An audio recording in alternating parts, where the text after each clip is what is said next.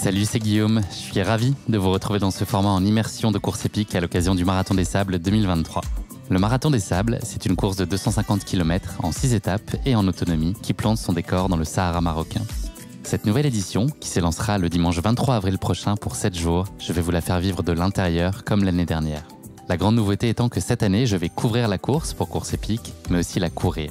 Le challenge de mener de front ce défi sportif et la production du podcast s'annonce assez corsé. Pour des raisons logistiques, j'ai donc décidé de vous faire vivre mon Marathon des Sables au quotidien, sans oublier d'aller bien sûr à la rencontre d'autres participants ou membres de l'organisation, jour après jour.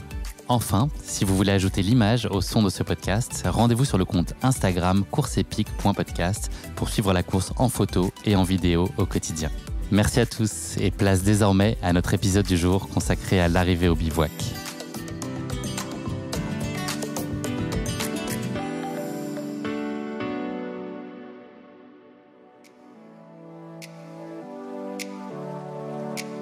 Ça y est, ce Marathon des Sables se concrétise enfin pour moi. Ça fait des semaines, pour ne pas dire des mois, que je vis avec ce projet-là. Je pense que je vis avec depuis que la page du précédent Marathon des Sables s'est tournée il y a un peu plus d'1 an maintenant. C'était, pour ceux qui ont écouté la saison dernière et l'épisode en immersion, c'était un moment très fondateur et assez bouleversant pour moi. Ça m'a retourné le cerveau, pour le dire autrement, et probablement retourné le cœur au passage. C'était un grand moment d'émotion, un moment très puissant. Donc depuis ce moment-là, j'ai eu en tête de prendre le départ, en tout cas espérer pouvoir prendre le départ de cette course, et c'est aujourd'hui en train de se concrétiser.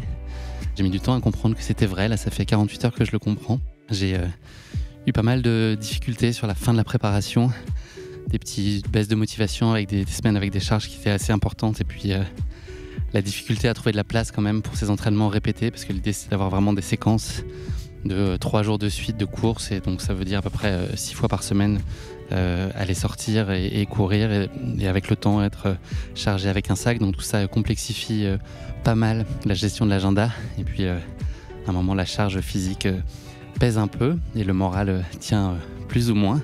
Donc il y a des moments de haut, quelques moments de bas, mais globalement j'ai eu la chance d'être très bien accompagné et épaulé par Laurence Klein, qui m'a mitonné un petit programme aux petits oignons. Donc c'était vraiment intéressant de pouvoir s'appuyer sur son expertise et puis sa bienveillance pour pouvoir construire ce projet. Résultat des courses, je suis content parce que on arrive sur la ligne de départ, je suis pas blessé, c'est déjà une bonne chose. Pouvoir prendre le départ, c'est déjà en soi une première réussite d'avoir tenu la charge. Donc je suis hyper content et hyper fier. Et puis voilà, les différentes épreuves et les courses que j'ai pu courir récemment montrent que le foncier est là pour moi, en tout cas à nouveau à remettre en perspective avec mon niveau. Quant à mes dispositions psychologiques, je me force à me dire qu'il n'y a pas de pourquoi, il n'y a pas de peut-être, il n'y a pas de j'espère, il n'y a pas de j'essaye. Je me dis que je vais finir ce Marathon des Sables. On verra bien. J'espère qu'en réécoutant cet épisode dans une dizaine de jours, j'aurai pas les larmes aux yeux parce que j'ai pas réussi à aller au bout de cette épreuve. L'idée c'est vraiment de tout donner et puis de m'accrocher autant que possible pour pouvoir arriver au terme de ces 250 km. Toutes les conditions sont réunies.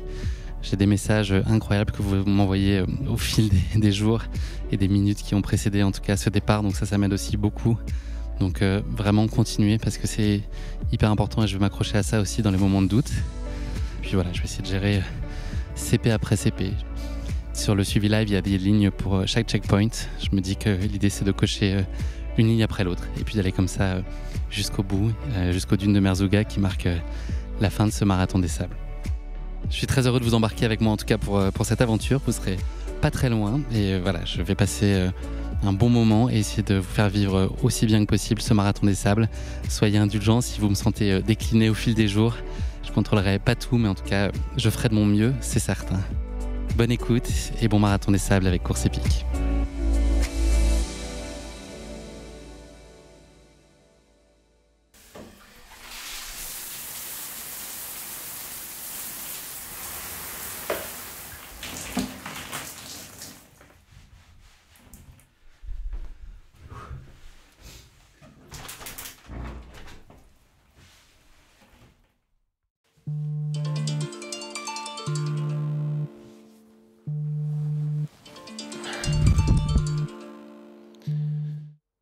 Ça y est, on est le vendredi 21 avril, il est très tôt le matin, le réveil a sonné à 3h30 et direction Charles de Gaulle pour aller embarquer en direction d'Erachidia, où nous attendra un bus qui va ensuite nous amener sur le bivouac dont on ne connaît pas encore l'emplacement. On va découvrir tout ça une fois arrivé à Erachidia.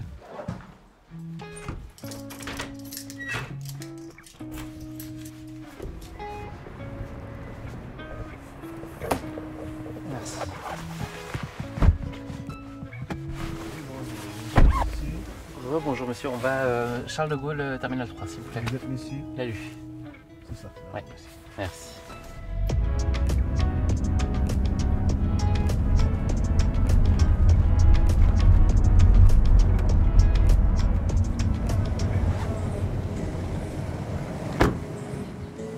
monsieur, bonne journée. Arrivé à l'aéroport, j'ai eu le plaisir de croiser tout de suite Peter et Hélène. Hélène avec qui j'avais partagé le Half Marathon des Sables à Fuerteventura pour ceux qui l'ont entendu, et Peter son compagnon. Donc cette idée de vivre le Marathon des Sables ensemble était née à ce moment-là, à cette occasion, et donc on se retrouve dans la même tente. Vous allez entendre différentes personnes de ma tente, très probablement au fil des épisodes. Donc il y aura Peter et Hélène, je vous en ai parlé, Yvan avec sa compagne Raphaël, Lucille, François et Julien. Voilà notre équipe, et donc c'est la tente 105. Voilà, là. Il y avait un peu de larmes hier quand même. C'est vrai. On y est. Ouais. C'est super cool. Comment ça va? Guillaume, bien et toi? Tu sens bon, t'as remis ton parfum, on en avait parlé pendant des heures au HMDS. T'es déjà bronzé?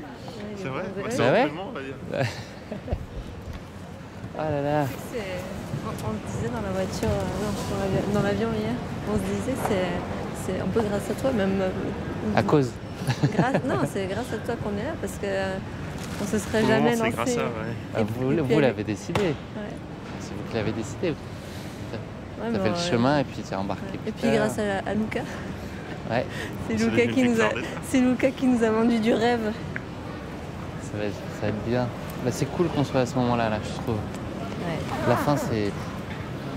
La fin de la matinée, tu dis? Non, les préparatifs. Ah oui, trucs, ah oui, moi j'avais... c'est vraiment Moi j'en avais assez. fastidieux, là, ouais. Moi, ça fait 2-3 semaines que je me suis dit... Fin de prépa et bouclage de valise, là. Mais ça va être fou. C'est tellement bien de le faire ensemble. Salut. Ça va? C'est quand même beaucoup trop matinal comme horaire, quoi. Ah ouais. Ça va bien? Ça va et toi? Qu'est-ce que t'as fait de tes cheveux? Envolé Ils ont dans poussé le vers désert bas. péruvien. C'est dur. Ça va? Et toi? Très bien. Cool. Viens donc avec nous.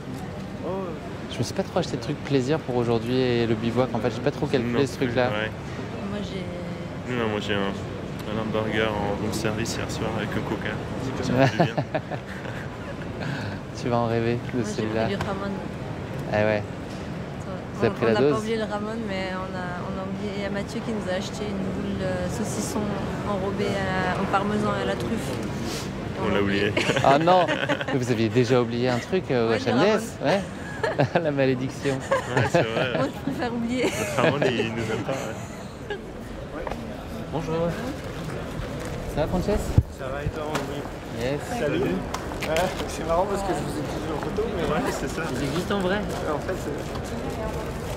Le passeport, c'est ça? Voilà. Et là, le passeport d'Octave.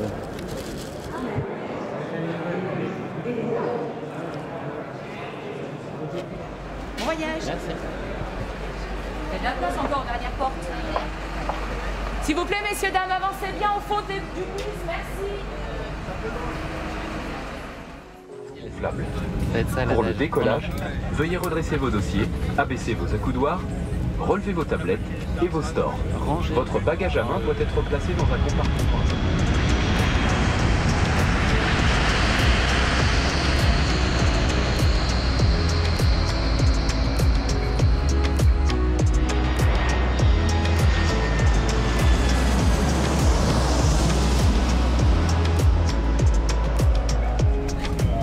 On est terminal 7.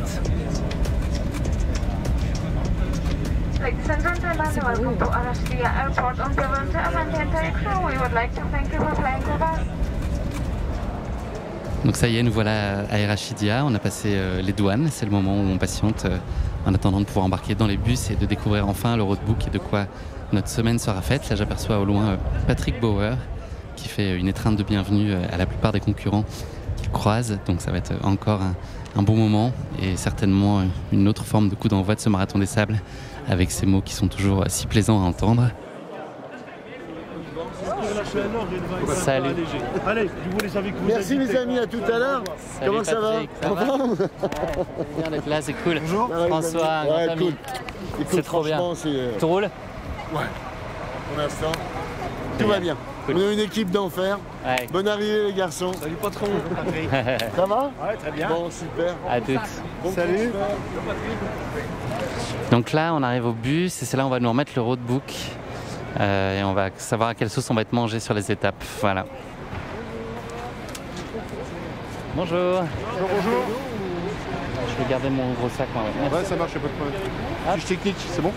Elle est là, ouais. Ouais, parce que tu vas être obligé de la présenter. Ouais, ça marche, merci. Bonjour. C'est bon? Pour les places. Merci beaucoup. Bonjour. En quelle langue vous voulez votre roadbook? Français pour moi. Français, ça marche. Et vous voulez autre chose? Non. Non, c'est tout. Demain, on va vous embêter, mais pas on va s'arrêter dans pas longtemps pour les places. Merci beaucoup. Donc là, c'est le grand moment. Le roadbook vient de nous être remis. Le vrai gros sujet, en tout cas la première page qu'on a envie de regarder, c'est celle de l'étape longue pour savoir est-ce qu'elle va être plus proche des 80 km ou si elle est un peu au-dessus. Vous allez voir, je ne vais pas être déçu de la réponse. Merci. Super, merci. Prêt? Bon, alors, c'est parti. C'est là que ça se passait bien jusqu'à maintenant. C'est parti. Je commence par la longue. Ok, allez, tu spoiler direct. La 90 bornes, j'en étais sûr. J'ai gagné. Ah non. Oh non, j'espère. 90. Oh l'enfer. Mais quel enfer. Ok, 90. Ensuite 34,4. Alors attends, on va faire dans l'ordre. Alors, première étape. 36 bornes. Première étape, 36 km. Deuxième étape. 31,7, ok. Troisième étape, 34,4, donc on a à peu près 900 bornes sur les trois premiers. 90 sur la longue, à faire en 35 heures maximum. Donc il faut arriver à 11h du mat le lendemain ou plus tard. Donc là, on aura quasiment 200 bornes. Non, bien plus que ça d'ailleurs. Il faut arriver à maximum 19h le lendemain. Avec un départ à 8h. Et l'étape marathon, la 5 classique, et la solidaire, la 6e, 9 km. Okay. Donc ça fait plus que 250, je pense. Ouais, c'est ça, non, on a 243,7. On est un peu moins de 250. Donc on a une longue de 90 bornes. Je savais qu'elle serait fourbe cette année, je le sentais. L'année dernière, c'était 85, ce qui était déjà relativement long. Ouais. Ça fout la trouille. Ok. Avec... On n'était pas là en torrent, en vacances. Ça y est, on arrive au bivouac avec un champ d'accueil qui fait chaud au cœur et ça fait plaisir de retrouver toutes ces tentes et puis voilà, tous les coureurs qui découvrent les tentes. Certains les trouvent plus petites encore que ce qu'ils imaginaient des photos qu'ils avaient pu voir. D'autres les trouvent un peu plus grandes, donc chacun y trouvera son bonheur ou pas.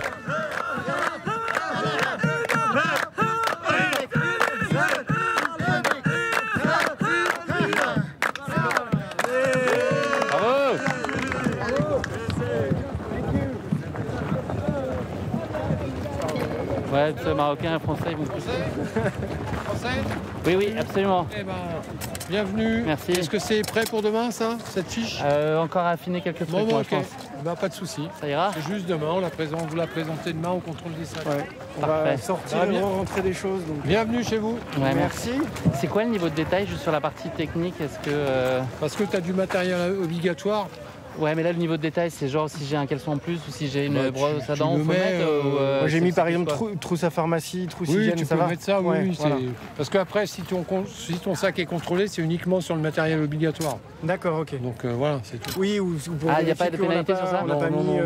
D'accord, c'est consultatif. Ok, oui. Je pensais que... Non. Enfin, c'est indicatif. Ok. Merci. Ça marche.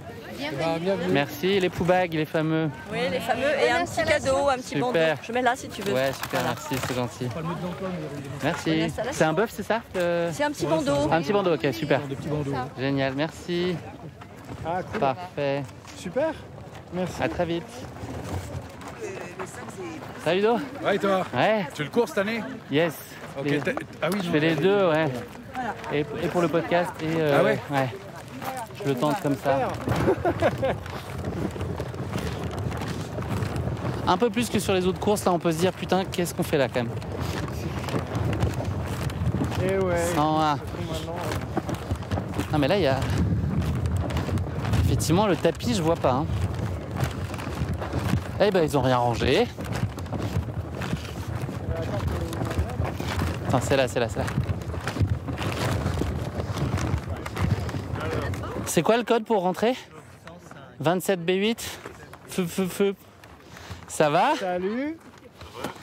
Bon. Ça va mon jus? J'ai juste enlevé la doudoune. On y est ou pas là? J'arrive pas à comprendre. Est-ce qu'on y est? Ouais, j'étais en short.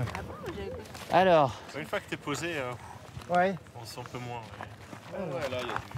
Ça y est, je viens d'arriver sur le bivouac après 3 heures d'avion et 2 heures de car. On a découvert le bivouac pour certains qui ressemblait étrangement à celui de l'année dernière. Pour moi qui avais eu la chance de déjà venir, mais c'était une belle découverte, notamment pour mes compagnons de tente. La température est déjà très chaude puisqu'il fait 38 degrés, donc ça promet de belles réjouissances pour la semaine à venir. On n'est pas encore au pic de la journée. Voilà, donc tout le monde trouve gentiment ses marques. Là, ça va être une journée vraiment d'installation avec les premiers repérages. On a encore nos valises. On a encore accès au restaurant aujourd'hui et demain. Donc l'autonomie ne démarre pas encore tout de suite. Par contre, voilà, on dort dans nos tentes. C'est des tentes de 8 personnes qui doivent faire une petite dizaine de mètres de large à peu près. Voilà. On annonce pas mal de vent pour cette nuit. J'espère que ça va aller pour cette première nuit. Les nuits sont réputées être froides dans le Sahara, mais visiblement les conditions sont assez bonnes. C'est 10 km de plus de plaisir. C'est beau de le voir comme ça.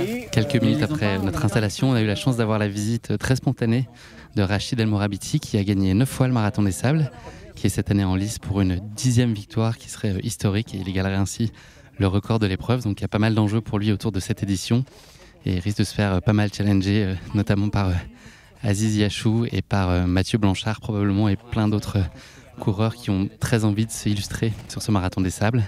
Mais en tout cas, il est venu nous voir de façon très naturelle et avec beaucoup de cœur, et vous allez voir, il a de très belles valeurs à transmettre et à partager. Bon appétit. Merci. Ah, c'est les champions. Moi, je reconnais. Salut. Je reconnais la tête. Ça va, Rachid, t'es en forme? En forme. Ouais. Et vous? Ça va? Super. Bonjour. Bonjour Hélène. Alors, Bonjour. Une 10e ou pas, Rachid, cette année-là? Bonjour, mon ami. Il est là pour Une 10e ou pas cette année? J'espère. Ouais. T'es prêt? T'es bien? Très bien, content. T'as fait la préparation que tu voulais? Voilà, comme il faut. Les conditions, ça te va? Alhamdulillah. Ok. Moi, je Super. mise sur toi. Hein? Moi, je mise. Merci. Je vote pour Et toi. Et toi, bien sûr. Ouais. Et toi? Allez. 10, Moi, ça se je fait dis- 10, Et toi? bien sûr. 90%. Et chez Allez. les femmes, je dis Corinna Sommer. D'accord. D'accord, ouais, elle est forte, ouais, elle est forte. Et la chaleur, tu crains pas là? Tu penses que c'est. Parce qu'il va faire plus chaud que d'habitude, non? C'est un gars cette d'ici, année, hein. Oui, je sais, mais pour C'est courir grandi après- ici, donc. C'est moins que l'année dernière, Ah d'accord, la chaleur. ok. Ouais. Moins chaud que l'année dernière? Ah oui. Alors que c'était en mars comme l'année dernière. Oui, mars, voilà. Et tu trouves que c'est moins Moi, chaud? on a de la chance parce que cette semaine, il y a une petite perturbation un peu. Ouais. Et les nuits, ça va aller? Voilà, exactement. Voilà. Et le Rachidia, ça donne, tu vois, le... Oui, ça vient du Jbel.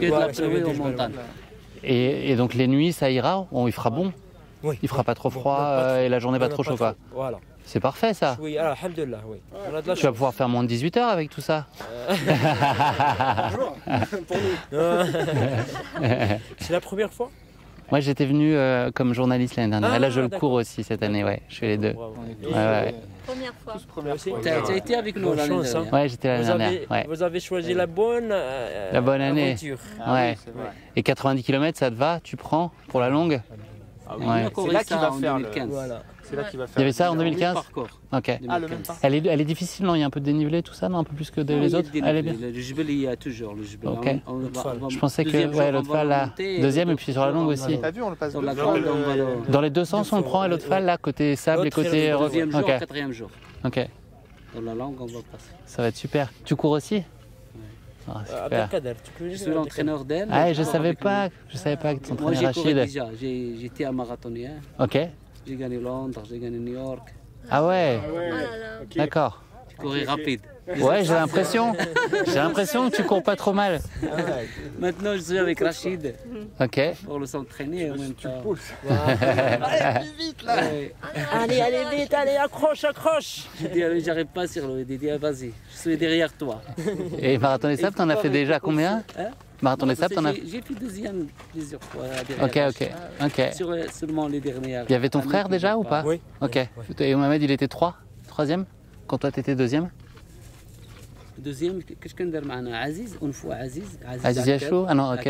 Ok. Et une fois, je sais pas. T'en as tellement gagné. Ouais. Bravo. En route pour la décima. Dans le foot, on dit la décima. le sport. Bah oui. Voilà, c'est ça. Bah tu vois, mais d'aller voir les gens comme ça dans les tentes aussi, c'est super chouette. C'est la famille. Bah c'est beau de faire ça en vrai. Si c'est ce qu'on gagne sur les courses, c'est la relation, la solidarité, l'amitié, l'ambiance, l'esprit sportif, la relation. Ouais. C'est ça quoi. Surtout dans les courses à étapes, on a le temps. Voilà. Quand on fait juste un marathon, Voilà, juste un t'es trail, pas- le problème c'est que tu arrives le matin, C'est tu vrai. prends ton truc. Surtout toi, t'arrives 2h10 après, t'es reparti, hop, sur un marathon. Ah, c'est dit, bonne journée. Salut, merci. Vous êtes quelle tente si on veut vous faire On fait le coucou? ramadan aujourd'hui aussi. 101 ou 1? D'accord. On termine. Pour les champions. Ah, c'est ce soir Eid Moubarak. Voilà. Eid Moubarak Saïd. Ce soir, Eid Moubarak Saïd. À demain. À demain, merci de la visite. Ouais, super, merci. Merci. À bientôt.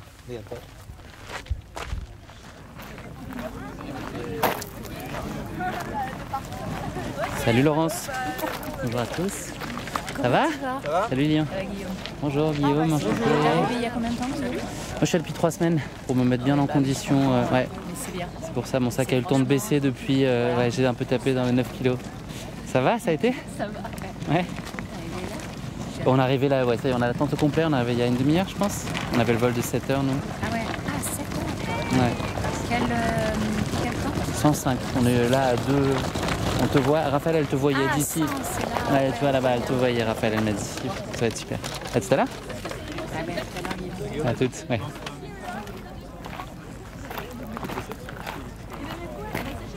Je vais aller voir là, les parties immédiates.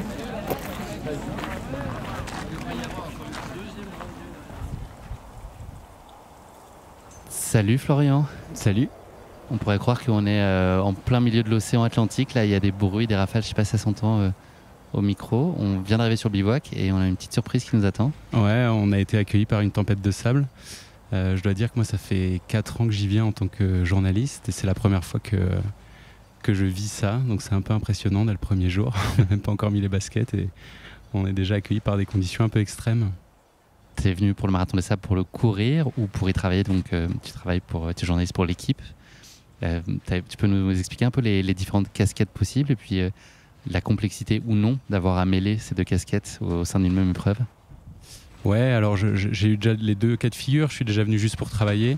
J'ai déjà fait une fois en courant et en travaillant pour l'équipe. Là, je retente cette expérience-là, c'est-à-dire que je vais essayer de courir l'intégralité de la course et puis d'écrire aussi quelques articles sur le site web de l'équipe.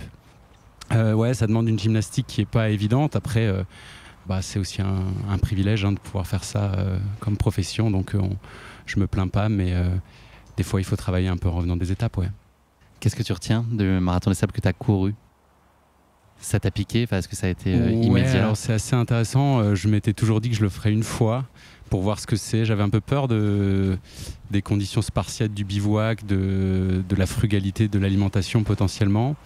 Et puis finalement... Tu es ultra-trailer par ailleurs, pour donner un peu de contexte. Ouais, effectivement, j'ai fait beaucoup de courses d'ultra-trail, mais une fois qu'on a fini de courir en ultra-trail, on peut aller prendre une douche et puis manger un bon repas. Au Marathon des Sables, c'est pas le cas, ou en tout cas c'est un repas qui est lyophilisé, qu'il faut déjà réhydrater avant. Donc voilà, j'avais un peu peur de cette expérience-là. Elle m'attirait pas trop, pour tout dire, au début. Et puis finalement, je m'y suis pris, j'ai essayé, et en pensant que je le ferais qu'une fois, et puis me revoilà. En fait, il y a quand même une expérience humaine que je trouve extrêmement riche, moi, sur cette épreuve d'entraide, de rencontres, et qui, dans ce milieu très particulier qu'est le désert, est un peu hors du temps et qui, moi, m'a vraiment marqué, quoi. Donc j'ai eu envie de revenir. Est-ce qu'il y a forcément de l'appréhension, même si tu as déjà un bagage et que tu es venu dans plein de contextes différents, mais plusieurs fois? Est-ce qu'il y a toujours des zones d'interrogation qui peuvent être liées à ta prépa, ta condition, des imprévus comme ce qu'on est en train de vivre là maintenant? Ouais, déjà c'est une course de début de saison, donc on n'a pas beaucoup couru encore. Moi je fais une saison d'hiver très montagne et ski. Il y a le fait que ce soit dans des conditions climatiques particulières, il fait très chaud, on n'a pas encore l'habitude de la chaleur en avril. Et puis il y a tout l'aspect logistique finalement où... Quel que soit, alors j'imagine après 10 marathons des sables on est un peu plus serein, mais après 2 non, donc toujours la peur d'oublier quelque chose, d'avoir mal préparé des choses, tout ça quoi. On l'a reçu tout à l'heure, le roadbook, il est dévoilé vraiment au dernier moment. Quel est ton sentiment sur le programme? Est-ce que tu peux nous donner les contours de ce marathon des sables et des différentes étapes, et puis ton ressenti sur la sauce à laquelle on va être mangé par Patrick Bauer cette année? Le bruit court déjà sur le bivouac que ça va pas être une édition facile. Il semble y avoir beaucoup de relances, c'est assez haché en fait. Il va y avoir des dunettes un peu partout, des bosses un peu partout aussi.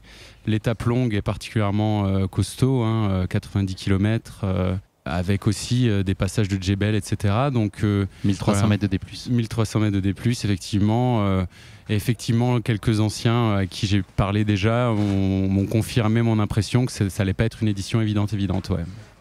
Est-ce que tu aimes la période d'avant-course qui est ce moment-là, les 36 prochaines heures, on y est presque mais pas encore? On a attendu ce moment, le sprint final il est un peu éreintant finalement parce qu'on a envie d'accélérer le temps, parce que c'est stressant de boucler son sac, parce qu'il y a la prépa, on commence à accuser le coup un peu, on a envie de vraiment se faire le grand saut. Comment toi tu gères cette journée et demie qui précède où on est au bivouac et on est un peu dans toutes les parties vérification technique, on prend un peu possession du bivouac, comment tu gères ça? Moi je suis assez serein finalement dans ces moments-là, c'est peut-être effectivement ma petite expérience de l'ultra qui joue, je suis pas très inquiet, maintenant le sac est fait, de toute façon tout ce qu'on aura on l'a ou on l'a pas, donc il n'y a plus trop de questions à se poser par rapport à ça.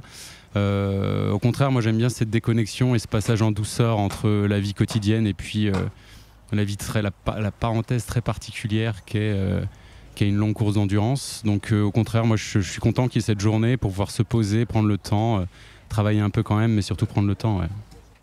Est-ce que tu as décroché le gros lot avec ta tante? Est-ce que tu peux nous parler du casting, des gens qui t'entourent? Ouais, c'est très sympa. 51, c'est ça? 51, ouais. Donc déjà je partage l'aventure avec Elodie et sa sœur, donc Elodie c'est l'attachée de presse du Marathon des Sables, qui le court pour la première fois, donc ça va être assez intéressant de suivre leur aventure à deux.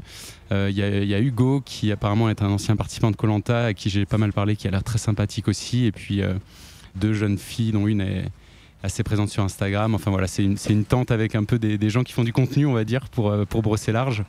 Mais qui vont tous l'air très sympathiques, donc ça va être chouette, ouais. Bonne prochaine 36 heures, Flo. Je te propose, on va sûrement se recroiser, mon micro croisera ta route. Profite au maximum. On espère que d'ici dimanche matin, 8h30, cette tempête de sable aura pris le large. Ouais, espérons, parce que là, c'est ça pas souffle joli, encore pas mal, ouais. Et puis à toi aussi, Guillaume, bonne 36 heures. Ouais, merci beaucoup. Salut, Flo.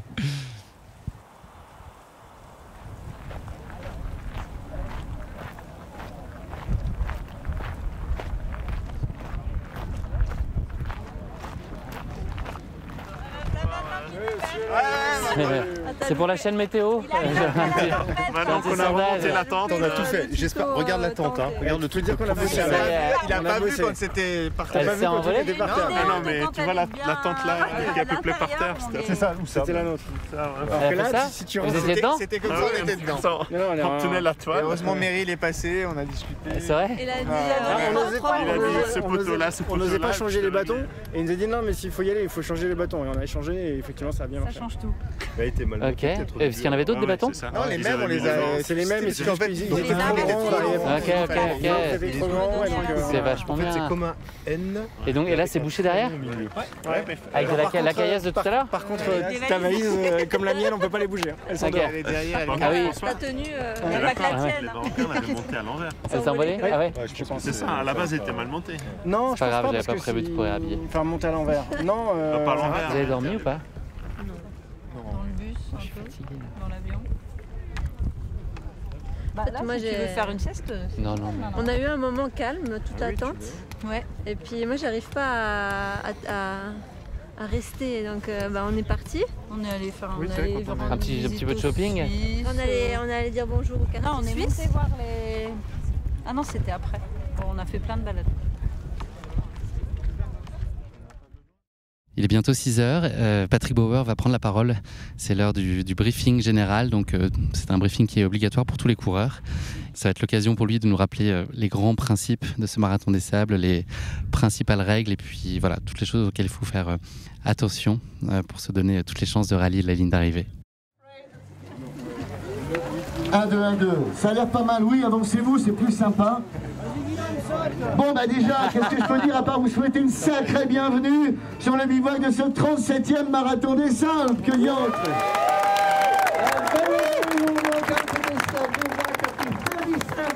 Marathon des sables. En tout cas aujourd'hui, vous le savez, c'est un grand jour pour chacune et chacun d'entre nous, puisque vous vous êtes préparés pendant le long mois. Nous, l'organisation, a travaillé aussi énormément pour qu'on soit prêts le jour J. Et là, on rassemble à peu près 600 personnes, tout confondues, qui vont accompagner la caravane, en plus de vous. Hein. Les journalistes, les médecins, les monteurs de tentes, les commissaires, les bénévoles, et j'en passe, les médias. Voilà, ça fait comme une sacrée caravane de pas loin de 1800 personnes qui va se déplacer tous les jours. Merci. En tout cas, vous avez remarqué que la météo, d'un seul coup, peut changer brutalement. Donc il faut s'attendre au pire, même ce qui est inimaginable. Alors, je ne veux pas vous faire flipper non plus, hein, mais bon. Vous avez vu comment c'est arrivé d'un coup, la tempête, en pleine course, ou la nuit, sur le bivouac, ça peut arriver. Donc il faut mieux s'y préparer quand même. Bon, malgré ces petits soucis, bon voilà, de temps en temps, c'est agréable, ça met un peu de piment dans le couscous, on va dire. Il ne faut pas que ça dure trop longtemps, quoi. En tout cas, je vous promets, on va partager une semaine inoubliable qui restera gravée dans vos mémoires, c'est sûr. En tout cas, ouais, ça fait chaud au cœur de vous voir tous, de se retrouver là avec Guillaume. Hein. Franchement, c'est un vrai bonheur. Et puis, j'allais dire, c'est un retour à la normale pour le Marathon des Sables avec une édition 2023 avec 1150 coureurs. On validera ça exactement après les contrôles techniques et administratifs demain. Et puis, on a tous mangé après ces 2 années de Covid, qui ont été terribles hein, pour beaucoup d'entre nous. On aurait pu disparaître. D'ailleurs, on est passé au fil du rasoir. Mais voilà, beaucoup de résilience, beaucoup de soutien. On garde la confiance avec toute la communauté. On a essayé d'être présent le plus possible pendant ces 2 années-là. Et vous nous avez soutenus. Il y a eu vraiment un vrai échange. Et je vous en remercie sincèrement du fond du cœur. Malheureusement, je ne peux pas ne pas évoquer le souvenir de la 35e édition du mois d'octobre dernier, où il y a eu des excès de température. Et évidemment qui restera tragique avec la disparition de Pierre et des terribles moments de vie pour nous tous, qui nous a tous fortement impactés, c'est clair, avec 48% d'abandon, épidémie de gastro-entérite. Donc je voudrais remercier les amis de Pierre qui sont là cette année pour l'honorer et ils reviennent en son souvenir, à sa mémoire. Alors retour à la normale pour le Marathon des Sables, mais malheureusement pas pour la paix dans le monde, ni pour la famine, ni pour les épidémies, ni pour les catastrophes climatiques sur l'ensemble de la planète. Donc on est là, sentons-nous privilégiés et profitons du moment présent. En tout cas, tous les drapeaux de vos pays sont représentés dans le petit couloir qui vous conduit à la tente des commissaires bivouac, la grande tente où vous pouvez aller chercher des informations. Les commissaires qui sont là pour vous s'occuper de chacun d'entre vous dans la semaine, passer sous les tentes, vous donner des informations. Donc il y a tous les drapeaux qui sont représentés. Je voulais juste le signaler parce que ça fera plaisir à beaucoup d'entre vous, je pense. Quand on parle du Marathon des Sables et qu'on dit que c'est une grande famille et qu'on parle de frères de sable, de sœurs de sable, c'est pas un vain mot, c'est pas des paroles en l'air. Le Marathon des Sables est une grande famille respectueuse et bienveillante qui porte vraiment des belles valeurs et on en est fiers. Et contrairement au comité olympique international, je voulais le signaler, ou à l'UTMB, pour nous, les participants russes ou ukrainiens sont vraiment les bienvenus avec énormément de plaisir au sein de notre caravane saharienne, sans distinction de couleur, de religion, de classe sociale. Quand j'ai regardé le dossier de presse, franchement, c'est la première année où je vois autant de profils, des personnalités, des gens complètement hors du temps. Il y a tout, des artistes, des acteurs, des peintres, des explorateurs, un participant qui se fait manger un bras, je sais pas où tu es, par un hippopotame, ça paraît complètement improbable, mais le grand danger en Afrique, c'est ça. Je pense que le plus de morts, c'est dû aux hippopotames. En tout cas, c'est ce qu'on m'a expliqué. Enfin, vous êtes une diversité, et je peux pas malheureusement, je vais passer 1 heure, je vais vous faire rater le repas, alors ce serait pas cool. Non, c'est fou le nombre de profils, mais toutefois on va quand même citer, j'ai croisé à l'aéroport, il y avait plein de papas avec leur fils, grand-père avec leur petit-fils, maman avec sa fille, il y a Laurence Klein, quand même 3 victoires au marathon des sables, qui vient avec son fils aussi, donc bravo, je voudrais les honorer parce que c'est magnifique. Vivre une expérience comme ça avec ses enfants, c'est extraordinaire. Alors nous accueillons pour la 2e fois également des participants sourds et muets, et Isabelle, qui est là, traduit tous les briefings, évidemment, sinon ce serait un peu compliqué. Donc je leur dis chapeau, parce qu'avec ce genre d'handicap, c'est pas facile non plus. Donc bravo aussi Isabelle, merci les garçons d'être avec nous aussi. Bon, également, on a, cette année, on a 2 Joëlettes. Jamais on a eu 2 Joëlettes en même temps. Et là, il y a 2 Joëlettes. Une qui est emmenée par Peggy, une Joëlette troyenne avec le petit Enzo, qui est devant moi. Alors, c'est des sacrés warriors, je vous dis, vous allez en baver, hein. Il va mettre des coups de trick, hein. C'est un animateur né, hein, Enzo. Hein. Et puis, il y a la Joëlette de mon ami André Martin, qui a été le premier, il est de Vendée, lui. Ils sont de Vendée, une Joëlette avec un petit garçon. Et également, ça a été le premier à amener les Joëlettes sur le Marathon des Sables. Donc, j'ai revu à l'aéroport, c'était dingue de se retrouver après 20 ans en arrière, peut-être. Merci André, merci aussi d'avoir lancé cette initiative, bravo. Également, alors je vous demande une ovation spéciale. Ça fait son 35e cette année. Je cite Christian Ginter. Il est où notre cri-cri? Il y a aussi un homme que j'aimerais remercier particulièrement. L'Honoré, il vient d'Angleterre. Il a 2 jambes amputées. Il vient pour la 3e fois. La première fois, il a eu une infection au genou. Il est revenu. Et il revient cette année. Il lève des fonds pour la fondation du Prince Harry pour les blessés de guerre. Et je le cite, c'est notre ami Duncan Slater. Bravo Duncan.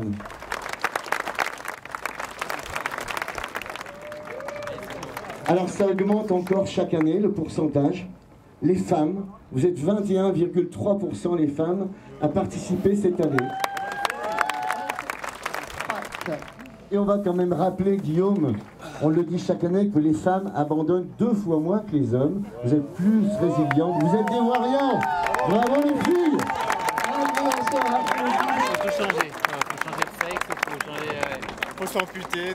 Alors on va dire un petit mot rapide sur les élites, mais tout le monde ne court pas pour gagner, mais tout le monde vient vivre un voyage intérieur souvent, spirituel, c'est aussi un chemin spirituel, le Marathon des Sables pour beaucoup, une introspection, mais on a aussi des élites qui courent pour la gagne. Alors on a quand même la famille Morabiti, Rachid et Mohamed. 9 victoires pour Rachid El Morabiti, son frère en 2e place. Et il vient évidemment choper une 10e victoire cette année pour égaler celle de Lassen Ansal, qui est présent également cette année avec les 2 frères Yachou. Ça promet une belle compétition. Donc je rappelle simplement que Lassen a coaché les frères Morabiti, il a coaché les frères Yachou, donc il y a du partage. Il est revenu aussi il y a quelques années avec un aveugle qui était attaché à son poignet. Donc merci aussi de transmettre aussi ça, de partager, de former les jeunes et de faire partager son expérience. Merci Lassen et puis bonne chance aux meilleurs qui vont se battre. Merci pour eux. En tout cas, il y en a d'autres qui vont venir chercher un petit peu la bagarre, parce que on va citer quand même un homme qui a fait 5e au classement général pour la première fois au 35e Marathon des Sables. Il a fait 2e sur l'UTMB l'année dernière, et il est parmi nous, il s'appelle Mathieu Blanchard, préparé pour... Je t'ai vu en forme avec les entraînements en Tanzanie un peu partout, donc c'est génial tout ça, ça va donner, comme je disais, du piment dans le couscous. On a d'autres challengers, hein. J'ai un participant français qui est champion du monde des 24 heures, Eric Clavry, qui est venu il y a plusieurs années, qui est là aussi avec nous. Heureux de t'accueillir, Eric, aussi. Les gens t'aiment beaucoup. La course t'avait beaucoup touché, je m'en souviens. Tu me dis c'est la première épreuve où je pleure à l'arrivée. Donc voilà, c'était fort ce moment-là. Je suis content de te retrouver. Donc il y en a beaucoup d'autres, hein, comme je le dis, vous êtes nombreux. Toutefois, je ne peux pas ne pas dire un petit mot sur Meryl Robert, qui a une semaine avant le départ eu un problème. On a eu un désistement au service presse communication. Il l'a intégré, mais il est là avec nous, il va vous accompagner. Il a son fils qui court. Aussi, il aurait bien partagé cette expérience avec lui. Voilà, on t'aime, mon cher Meryl. Parfait, donc évidemment, il y en a beaucoup d'autres, hein, mais on ne peut pas tous les citer. Je sais qu'il y a des runners espagnols hyper affûtés, ça peut aussi réserver des sacrées surprises. Et puis en parlant des Espagnols, elle est hollandaise, mais elle vit en Espagne. Elle a été championne du monde de trail, elle a gagné le marathon des sables il y a 2 ans. Je cite Ragna de Bas qui est parmi nous, merci Ragna aussi de prendre le départ. Et puis nous accueillons également Mademoiselle Bito qui a fait seconde au podium féminin from Japan. Bravo. Junko, sa 18e participation. Vraiment vous êtes super, les Japonais, je vous adore. Je vais citer, merci en tout cas pour elle. Je vais citer également Marilyn Naka, championne de France de trail qui vient pour la première fois et qui m'a beaucoup touché, qui m'a dit écoute Patrick, moi si je gagne une place, peu importe laquelle, s'il y a une prime, je reverse la prime pour la Fondation Solidarité Marathon des Sables. Donc merci du fond du cœur, en tout cas, pour cette générosité. Dans votre runbook, il y a une petite erreur sur la longue étape. C'est pas 35 heures maximum autorisé, mais 36 heures. Alors une journée particulière pour 2 personnes parmi vous. Il y en a un qui est français, qui s'appelle Bruno Catnave. L'autre qui est britannique, qui s'appelle Darling George, qui a 68 ans aujourd'hui, et Bruno, 57 ans. Bon anniversaire à tous les deux.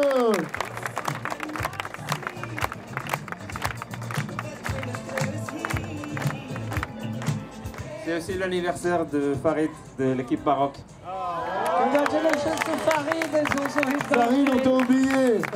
Toutes nos excuses, bon anniversaire Farid. Happy birthday. À tous les 3 alors. Hein. Merci, c'est gentil de l'avoir rappelé en tout cas. Donc moi je vais vous souhaiter bonne chance pour les contrôles administratifs, techniques et médicaux qui vont avoir lieu demain. J'espère que la météo sera clémente avec notre caravane toute la semaine. Et j'en profite pour souhaiter aussi bonne chance aux petits nouveaux, aux petites nouvelles qui viennent pour la première fois. Et n'hésitez pas, vous allez faire connaissance avec tous ceux qui sont expérimentés, de prendre des bons conseils. On est là pour vous aider tout au long de l'épreuve. Rendez-vous pour notre premier briefing dimanche matin pour le départ de la première étape, mon Guillaume. Voilà, et en attendant, prenez soin de vous et bon appétit.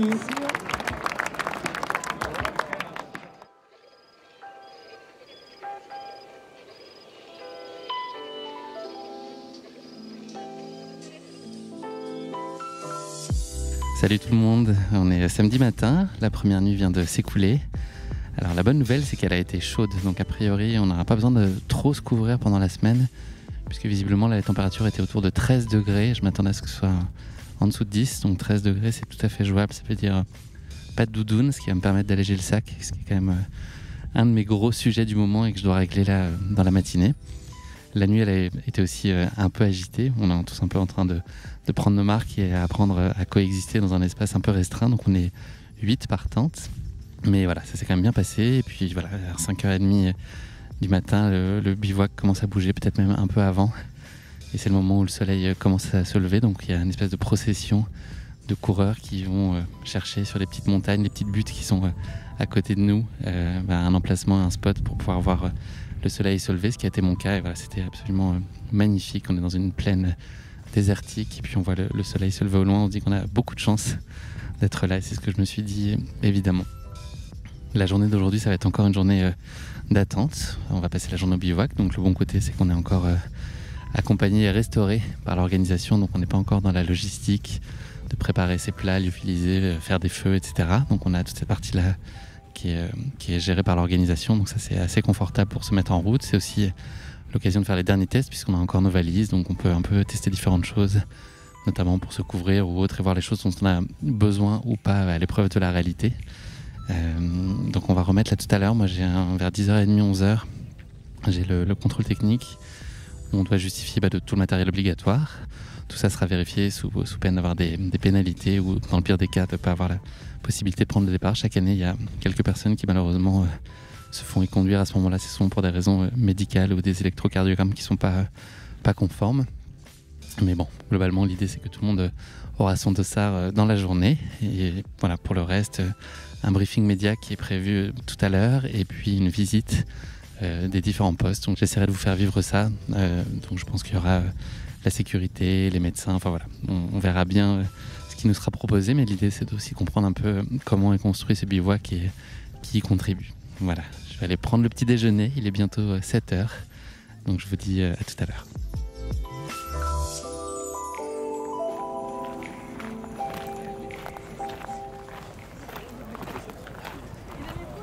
Comment on se retrouve, Hélène ? Salut Guillaume. Ça va ? Ouais, et toi ? Pour ceux qui ont écouté les épisodes qui étaient consacrés au Half Marathon des Sables, on a fait connaissance à l'occasion du Half Marathon des Sables de Fuerteventura il y a bientôt 6 mois. Est-ce qu'on peut dire que c'est là qu'est née cette idée de participer au Marathon des Sables ?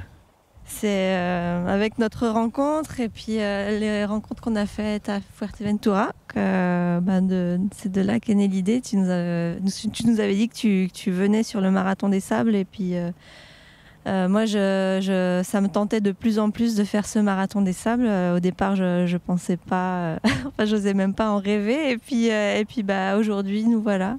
Ça avait un sens très particulier pour toi, c'est là, le Marathon des Sables ? Oui, bien sûr. Mon papa, il a toujours voulu faire ça. Enfin, c'était une course qu'il aurait bien aimé faire et puis il l'a pas faite. Mais du coup, c'est moi qui l'a fait. Qu'est-ce qui a fini de te convaincre et de te décider à faire le grand saut ? C'est les rencontres qu'on a faites ensemble sur le HMDS. C'est les rencontres avec les participants, les rencontres avec toi, avec Luca Papi qui nous a un petit peu projeté et qui nous a expliqué comment c'était. C'était la rencontre avec Cyril également qui nous a expliqué qu'est-ce que ça signifiait le Marathon des Sables par rapport au HMDS. Cyril qui organise le Half Marathon des Sables. Voilà. Donc en fait c'est à la fois l'idée de savoir que tu allais le partager et puis d'être rassuré sur ta capacité à finir, du fait que tu as fini le HMDS, aussi en raison il y a quand même un pourcentage de finishers qui est important sur le Marathon des Sables, donc tout ça t'a conforté dans l'idée ? Oui, tout à fait. J'ai aussi découvert que j'étais capable de faire du long. Et donc ça aussi, ça m'a rassurée. Et puis mon mari est là, Peter. Et le faire avec lui, c'est super. On continue de construire des souvenirs à deux. Donc c'est ça aussi qui me donne confiance pour ce MDS. Je ne l'ai pas dit, mais on est dans la même tente. On est dans la tente 105, tous les deux, et avec d'autres personnes qu'on a rencontrées au Half Marathon des Sables et que vous entendrez peut-être dans le podcast.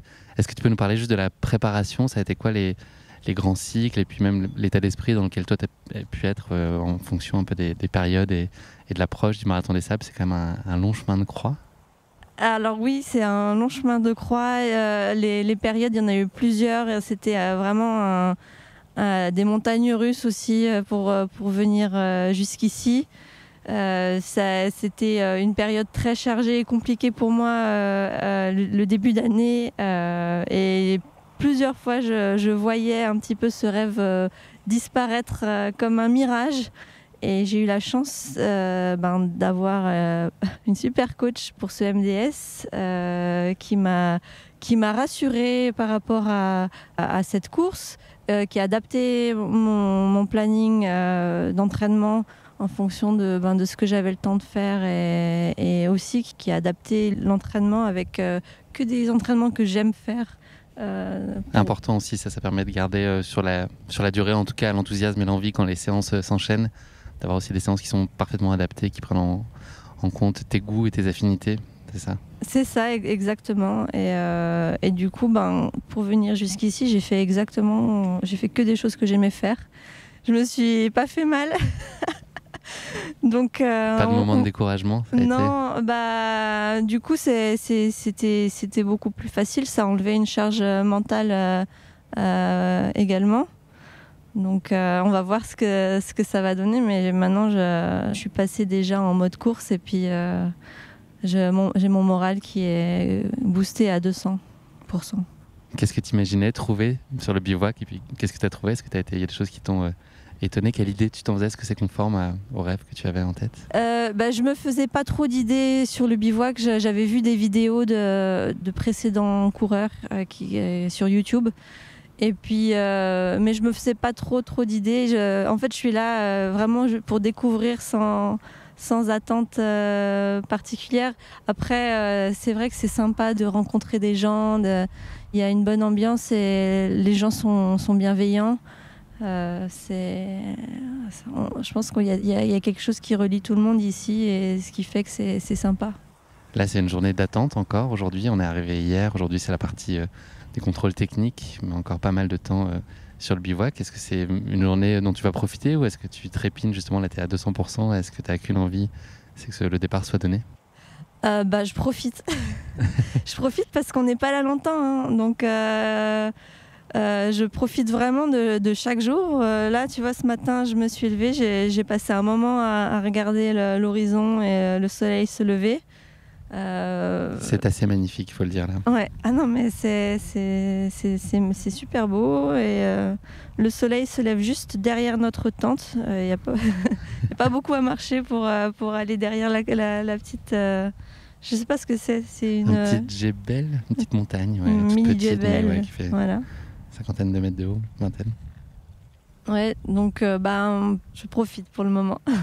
Comment tu le rêves idéalement ce marathon des sables? On imagine qu'on est dans une semaine et que tu regardes en arrière. Qu'est-ce qu'il aura fallu comme ingrédient? Qu'est-ce que tu aurais aimé vivre de ce marathon des sables? Je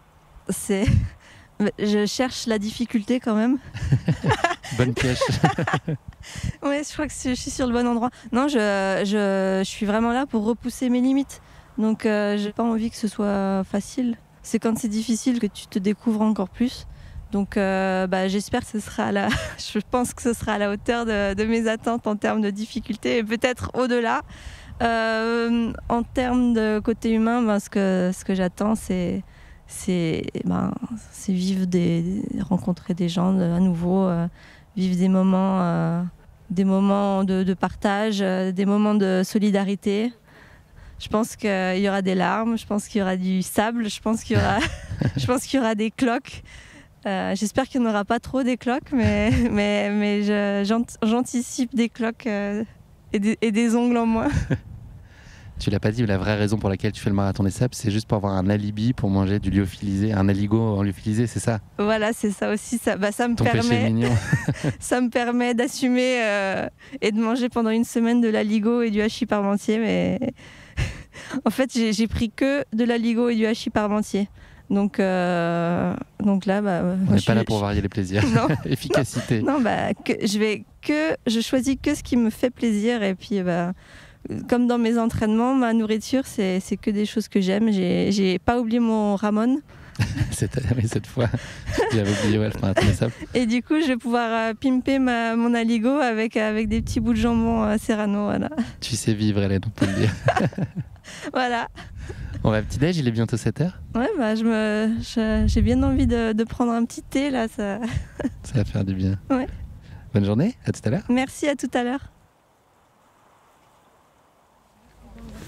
Alors, donc pour le sac, l'optimisation, on a dit ça. On enlève le ziploc. Tu veux qu'on fasse quoi pour attendre? Quoi? Donc t'as juste ça, la cassolette. La cassolette, si tu veux, et les couvercles. Et les esbites et les points. Et j'ai 5 ou 6 esbites. Ok. 5 ou 6, je me suis dit, un par j'en ai pris. J'ai 2 chauds. De toute façon, on va mutualiser les esbites, je pense que... Et à mon avis, un esbite, moi j'ai vu, là, ils ont allumé les feux sans esbite. Hein. Le bois est tellement sec que... Non, mais par contre, tu peux en trouver du bois. Ouais, mais si t'en trouves, il démarre. Moi, si t'en trouves pas, après, t'as même pas besoin d'esbite. Toi, t'as rien. Pas de bois, pas de chocolat. Pas de bois, pas de chocolat. Tout seul, tu chauffes, hein? Sur votre balcon. Ça, dans ça, j'avais mis là tout seul, ok. Donc là-dedans, est-ce qu'il y a des trucs qui vous choquent? Là, j'ai genre 60 lingettes pour la semaine. En guise de 60 lingettes pour la semaine? Les papiers toilettes plus hygiène. Alors ça fait 7 par jour. On utilise 7. Nous, elle nous a dit 5, Laurence, et franchement, c'est large. Et à mon avis... Parce que t'as surdosé. Là, t'as surdosé. Si t'as un transit explosif... Mais pourquoi tu prends pas du vécu normal? Ouais, déjà là, parce que Laurence, elle a dit que c'était faisable comme ça aussi. d'enlever des rouleaux de papier toilette. Ouais, donc ça veut dire que si tu as la diarrhée, tu dois d'abord mouiller ta lingette. J'ai anticipé que tu vas sinon, en fait, tu te laves avec ça, tu les gardes. Ouais. Et toutes les déchets, tu les gardes toutes après en déchets de ta D'origine, il y en a combien? Des sachets de quoi? D'origine, quand tu l'achètes, il y en a combien? Bon. Mais le son est là, vous inquiétez pas. Mais oui. On sait. Mais vous inquiétez pas, ça c'est pas genre sûr que c'est le genre de choses qu'on va mettre dedans. Ouais, y a pas grand chose qui va rester. Non, les discussions de combien Ça fait partie du truc. Je pense que c'est celle que personne On n'ose. n'a pas parlé de la boulite encore. Ça c'est celle que personne n'ose adresser, mais je pense que c'est celle qui trotte dans la tête de 50. Donc là, nous sommes samedi matin, il est 10h et c'est le moment d'aller se rendre au contrôle technique. Donc l'idée, c'est de présenter d'abord d'un point de vue médical un électrocardiogramme au repos qui est conforme, qui n'a pas d'anomalie, et d'avoir un certificat médical de l'organisation qui soit rempli et validé par un médecin. Et également donc, les contrôles techniques où on déclare tout ce qu'on a dans son sac, puisqu'on est susceptible d'être contrôlé à tout moment sur la course. Et si on a des choses en trop ou si on a des choses qui ont disparu, ça peut entraîner des pénalités pour pas qu'on puisse porter des choses pour nos petits voisins, par exemple, ce genre de choses, ou se délester en cours de route, hormis l'alimentation. Suite à ça, une fois que tout ça est validé, on nous pose une balise GPS qui va être ensuite vérifiée, et une fois que tout ça est OK, on nous remet le dossard. Donc voilà, je me dirige vers ce contrôle technique. T'as amené ta marionnette? Ma petite moumoute, la moumoute à Mireille. J'ai toujours pas trouvé de nom, mais ça va venir, hein. La moumoute à Mireille, ouais. C'est ça, la moumoute à Mireille. Non, ou la mienne, si tu veux, moi je veux bien la prendre. Donc, je te confirme que non, moi j'avais décidé de réduire mon estomac, ouais. Et je me suis mise en carence, genre j'étais fatiguée et tout, j'ai dit non, mange normalement, arrête tes conneries. Ok. Ah, j'ai fait l'inverse. T'as réduit ton estomac? Là, je fais l'inverse. J'ai mangé plus que d'habitude en me disant que j'ai mes réserves. Ouais, mais après, plus je mange, plus j'ai faim. Ouais, ça c'est ça le piège. Dans des stratégies. Bah, quand tu vises le podium, t'es obligé. Ouais, j'avoue, franchement. Donc, c'est ça que je voulais te dire hier quand on a fait la réunion. T'étais pas là, mais quand on a fait la réunion, chacun s'est présenté. Il y en a qui disaient je vais faire en marchant, je vais finir entre Mathieu Blanchard et à la fin, moi je dis je vais essayer de les faire en coup. Et ils ont dit top 30. Ouais, moi je mets top 30. Top 20, moi, quand même. Et top 20. Il faudrait d'ailleurs des trucs top 30 s'il y a quelque chose. Je vais vous tous décevoir, mais elle va m'attendre. Ah. Elle devrait faire. Toi, tu fais 3h17 au marathon, c'est ça? Non, 3-6, d'accord. Voilà. Tout le monde est bien calmé, ça va? Dans le marathon à 40. Tout le monde est bien calmé? Non, je demandais si tout le monde était bien calmé. Un marathon dans le sable à 40 degrés avec un marathon, on a dit.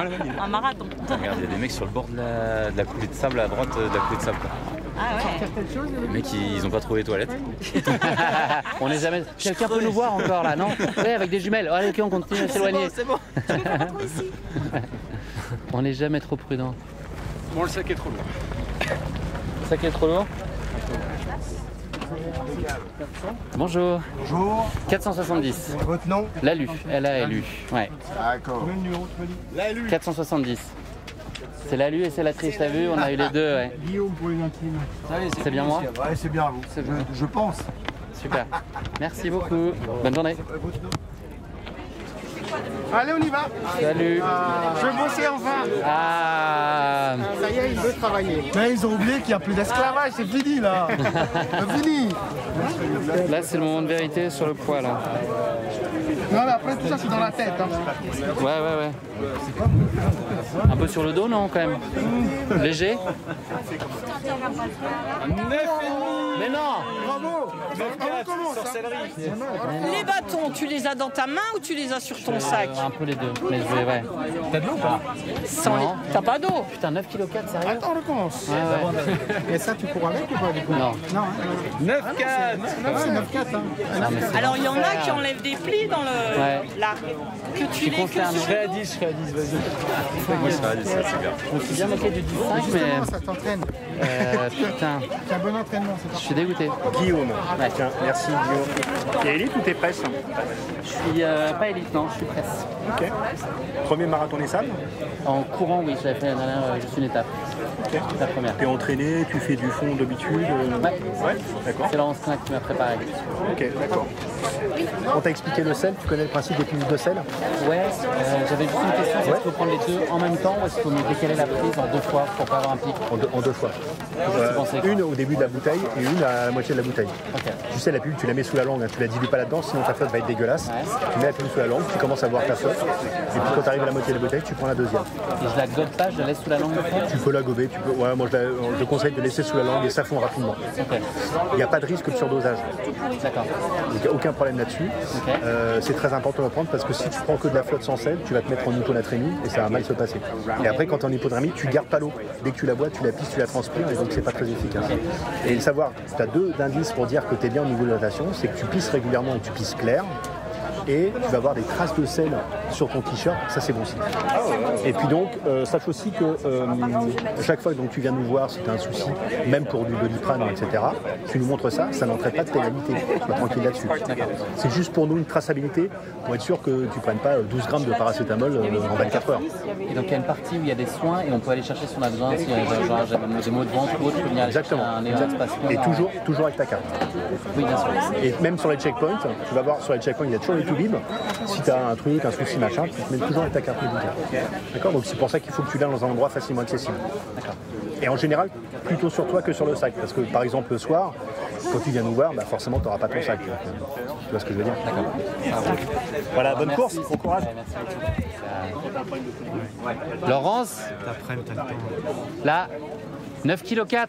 Génial. Ouais, non, je crois pas. Je vais me faire disputer.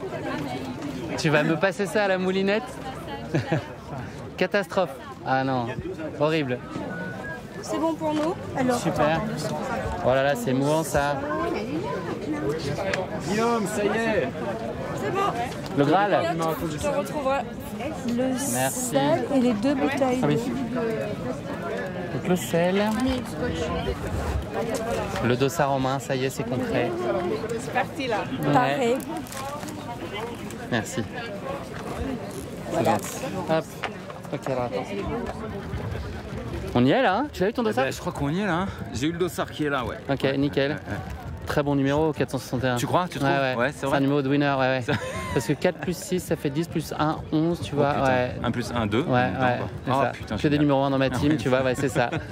Nickel. Le dossard ou quoi, les gars? Allez, grave. Yes. Il n'y a plus qu'à maintenant. Il n'y a plus qu'à, ouais. On a fait le plus dur? C'est vrai, vous croyez vraiment qu'on a fait plus dur? Putain, ça me fait. Ouais. Franchement, là, tu peux décompresser. Allez. Une bonne chose de fait, c'est quand même la petite charge mentale en moins quand le truc tu l'as dans les mains. Putain, c'est clair. C'est concret. Bonjour. Ah ben Raphaël. Bonjour. Est-ce que tu veux? De l'autre côté, la balise. Je porte à gauche la balise. Impeccable. Celle-là, c'est bon. C'est tout bon? Alors le dossard 470 pour moi. Ok, super. Merci. Est-ce qu'on n'y est pas, Raphaël? Ouais, ça y est. J'ai l'impression qu'on n'est pas loin du but là. Hein. Cette fois-ci, c'est pour de vrai. Ça devient concret. On peut plus reculer. Mais c'était pas prévu. Non. J'ai un sac indécent. 9,4 kg. Combien? 9,4 kg. Voilà, tu sais ce qu'il te reste à faire. 7,1, mais moi il m'a collé mes bâtons avec. T'as que 600 grammes de moins que moi finalement. Non mais il va bien j'ai un appareil à raclette. Donc ouais. Raclette, bravo. Et toi? 7,2. Avec les bâtons, il paraît qu'il n'y avait pas les bâtons à mettre. 7,2. Il fallait pas mettre les bâtons? Non. Ah. Mais moi je voulais quand même porter un peu. Ouais. 9,4, si j'enlève les bâtons, je suis à 9,2, mais c'est ma plus haute mesure de tout le temps quoi. Ouais, c'est ça. En fait, chaque jour. C'est mon pire truc. Et je comprends pas quand je l'ai fait à la tente, bon, bref. Et déjà, tu pourrais virer un peu de matelas. Bah, déjà, tu vas couper un bout de matelas. Mais il faut qu'on garde. J'ai du mal à me résigner. Bah, ce matin, on a fait des optis pourtant là. Ouais, on les a fait, mais tu les as faites. Dans le sens où tu as ouvert ton sac et tu as regardé les trucs que tu avais envie de regarder. Bah ouais, bien sûr. Mais bon, après, peut-être que ça passe. Le tout, en fait, c'est le ressenti aussi. Hein, c'est comment toi tu te sens et que peut-être aussi qu'une partie de ton moral, il va venir du fait que tu seras sûr que tu as ce qu'il te faut. Tu vois, si t'es pas aligné avec le poids de ton sac, au sens où ce que t'as dans ton sac, c'est... Oui, est-ce que je pourrais souffrir un peu plus pour avoir un peu plus de confort par ailleurs? Confort, que ce soit ça qui te motive. Mais j'ai du mal à comprendre où je délire en fait, c'est ça qui me frustre. En fait, alors très vite, il y a le matelas, il y a le duvet, il y a des gens qui ont des duvets qui font le double ou le triple du mien. Donc de facto, il y a des gens qui travaillent des... Ouais, bon alors c'est pas ça. Les fringues. J'ai un manche longue, une veste, un caleçon, tu vois, un short. C'est des petits trucs, hein, t'as pas... Là, par exemple, un short passé à 2 kilos. Non, mais je pense que c'est d'avoir un peu de la bouffe quand même qui... C'est peut-être un peu sur la bouffe, je déconne. En fait, ça sert à rien de faire le tableur Excel. Tu te fais chier parce qu'en fait, t'as des deltas de 500 grammes, tu comprends rien. Bref. Ce soir, oui, non, mais... De toute façon, t'inquiète, hein, j'ai dit à Laurence, j'étais à 9,4 là, elle va me passer ça à la machette là, elle aussi.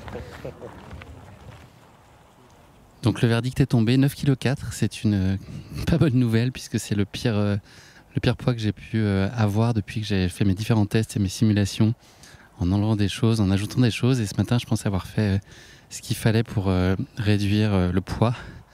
Visiblement, c'est pas suffisant, donc ça sera 9,4 kg, auquel il faut ajouter à peu près 1,5 litre d'eau. On a entre 1 et 2 bouteilles qui nous sont remises à chaque checkpoint, donc en gros, on a à peu près 1,5 kg en plus entre chaque checkpoint à ajouter au poids du sac. Donc bon, le point positif, c'est que le poids du sac ne va faire que s'alléger au fil des étapes, mais évidemment, moins on part de haut, mieux c'est, ce qui n'est pas tout à fait mon cas là. Donc je vais aller voir tout à l'heure Laurence, qui va m'aider à y voir un peu plus clair et puis sûrement à enlever des choses qui sont encore un peu superflues.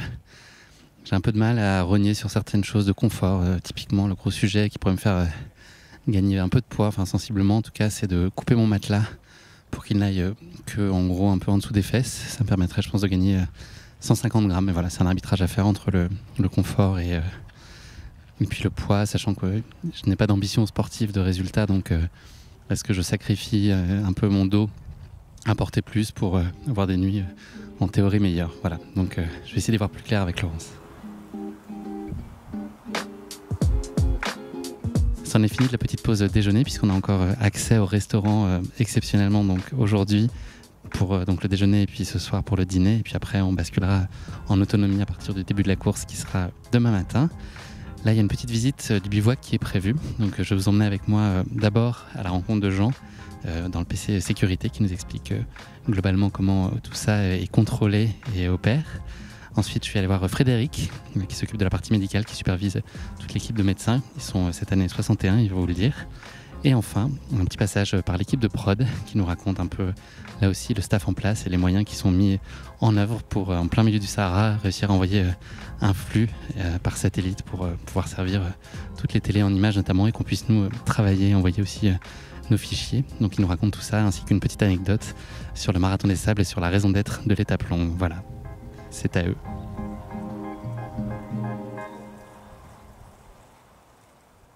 Alors ça, ça fait que 2 ans qu'on a ça. Ça peut être, je sais pas, moi, une assistance pour quelqu'un qui a un petit coup de chaud. Ou... Alors, parce que quand on dit SOS, il faut vraiment que ce soit vital, quoi.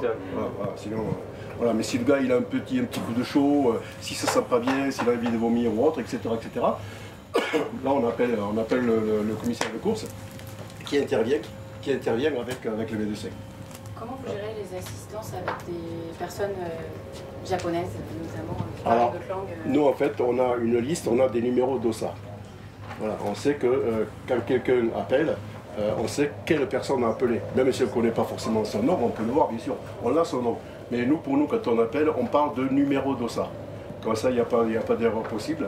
Et, comment la communication se fait? Est-ce qu'il y a des équipes qui parlent différentes langues? Alors non, parce qu'en fait, quand ils intéressent les médecins sont français, les commissaires sont français. Après, alors nous, en fait, quand on envoie l'hélico pour un problème médical urgent, on déclenche les secours. Après c'est l'équipe médicale qui prend en charge. Nous, après, voilà, on a fait notre job. Après, c'est eux qui prennent en charge le concurrent et qui font ce qu'ils ont à faire, quoi. Donc voilà, et puis on donne des informations, des informations courantes qui sont sur le roadbook, tout est marqué sur un roadbook. Donc s'il y a quelqu'un qui a oublié quelque chose, ben, il nous appelle. Donc là, si on peut les renseigner, on les renseigne. Sur les véhicules, les dépannages, les ensablements, quand il y a un véhicule qui est ensablé, ben, il faut gérer ça, etc. etc. quoi. Donc, voilà. Donc c'est vrai que quand on a tous les écrans là, voilà. Combien de temps de sommeil sur une semaine? Combien de temps? De sommeil pour vous? Alors nous, c'est vrai que le soir, on est content quand ça s'arrête. Quand le dernier concurrent arrive, on remballe tout. On se boit un petit coup, comme vous savez, et puis après, personnellement, c'est oublié. Ah ben là, on est mort. Ah ouais, parce qu'on se lève quand même à 4h30. Bah oui, c'est pour ça. Donc les nuits sont courtes. Ok. Les nuits sont courtes. Ça doit être costaud. Ah ouais. Donc c'est... Et puis encore une fois, il faut rester concentré en permanence. Écouter et puis regarder. Donc c'est ça qui est un peu difficile parce que des fois quand tout le monde appelle, on est obligé d'appliquer certains messages de radio que tout le monde ne comprend pas forcément. De dire stop, arrêtez de parler, on traite déjà ça et après on vous prend. Ça fait combien de temps que vous le faites? Alors moi c'est la 3e année que je suis ici au PC Course. Sinon je l'ai couru 8 fois. Et ça fait une dizaine d'années que je suis bénévole. J'étais au commissaire Vivre quand même. Bravo. Yes. Voilà. Bravo. Voilà. Merci beaucoup. Eh bien, merci à vous, bon courage. Merci. Allez, à plus. On espère pas vous appeler, ouais. On s'appelle, non. Ton prénom, c'était quoi? Pardon? Ton prénom, pardon? Moi, c'est Jean. Jean? Jean. Ok, ça marche, merci. Ça marche. Salut Jean. C'était Jean Pello pour le PC Sécurité. La responsable du PC Course, c'est Christine. Oui, c'est ça, c'est Christine. Voilà. Ouais, merci.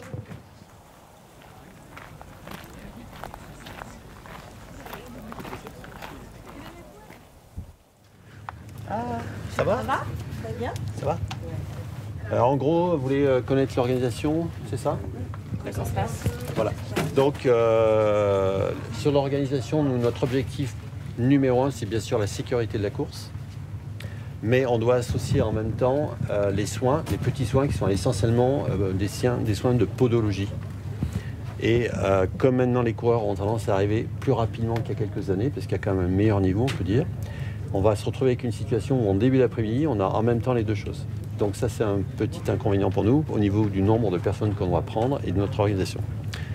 Donc notre rôle étant donc principalement la sécurité, on va répartir nos médecins qui sont quasi la totalité urgentistes et anesthésistes réanimateurs. Et pour la plupart des anciens, parce qu'il y en a qui l'ont déjà fait plus d'une dizaine de fois, parmi nos médecins, on en a 5 ou 6 qui ont déjà couru le marathon des sables au moins une fois. C'est un plus parce qu'ils comprennent mieux un peu la perception qu'on peut avoir de l'autre côté. Donc on les répartit dès le matin sur le point de départ de la course. Tous les matins, il y a une voiture affectée pour les soins si nécessaire sur le point de la ligne de départ.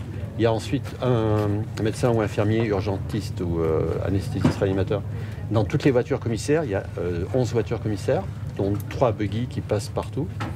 Et il y a ensuite une équipe médicale, médecin, infirmier, podo sur les CP. Même si on ne fait pas vraiment de soins de podologie sur les CP, on va faire des pansements pour permettre aux coureurs, s'il a des problèmes de pied, pour terminer la course et avoir un vrai soin de pied le soir. Bon, bien sûr, la permanence des soins continue la nuit. En général, on arrête les petits soins au moment où le dernier coureur arrive, c'est-à-dire 19-20 heures. Il nous reste pas mal de boulot, parce qu'il y a tout le problème de la gestion de la stérilisation, du rangement du matériel, respecter tout ce qui est bistouri, tout ça, tout soit parfaitement fait. On a en même temps donc, tout ce qui est gestion des problèmes médicaux aigus. Donc pour ça, donc, il y a un hélicoptère qui est déjà pré-équipé avec du matériel médical. Il n'y a pas d'équipe dedans, sauf si on le décide, qui en fait se positionne et on le fait décoller s'il y a besoin. Alors c'est pas forcément, si vous le voyez, commencez pas à vous dire oh là il se passe des choses graves.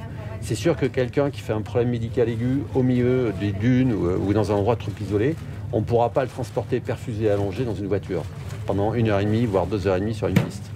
C'est quasiment impossible quelqu'un qui, même s'il n'est pas dans une situation médicale grave. Mais s'il y a une situation médicale qui justifie une perfusion, déjà ça va être compliqué de lui faire subir pendant 1h30, 2 heures de piste des chaos et des choses pas possibles. Donc c'est pour ça qu'on est amené à les transporter, même en hélicoptère, des situations médicales qui ne sont pas gravissimes. Voilà.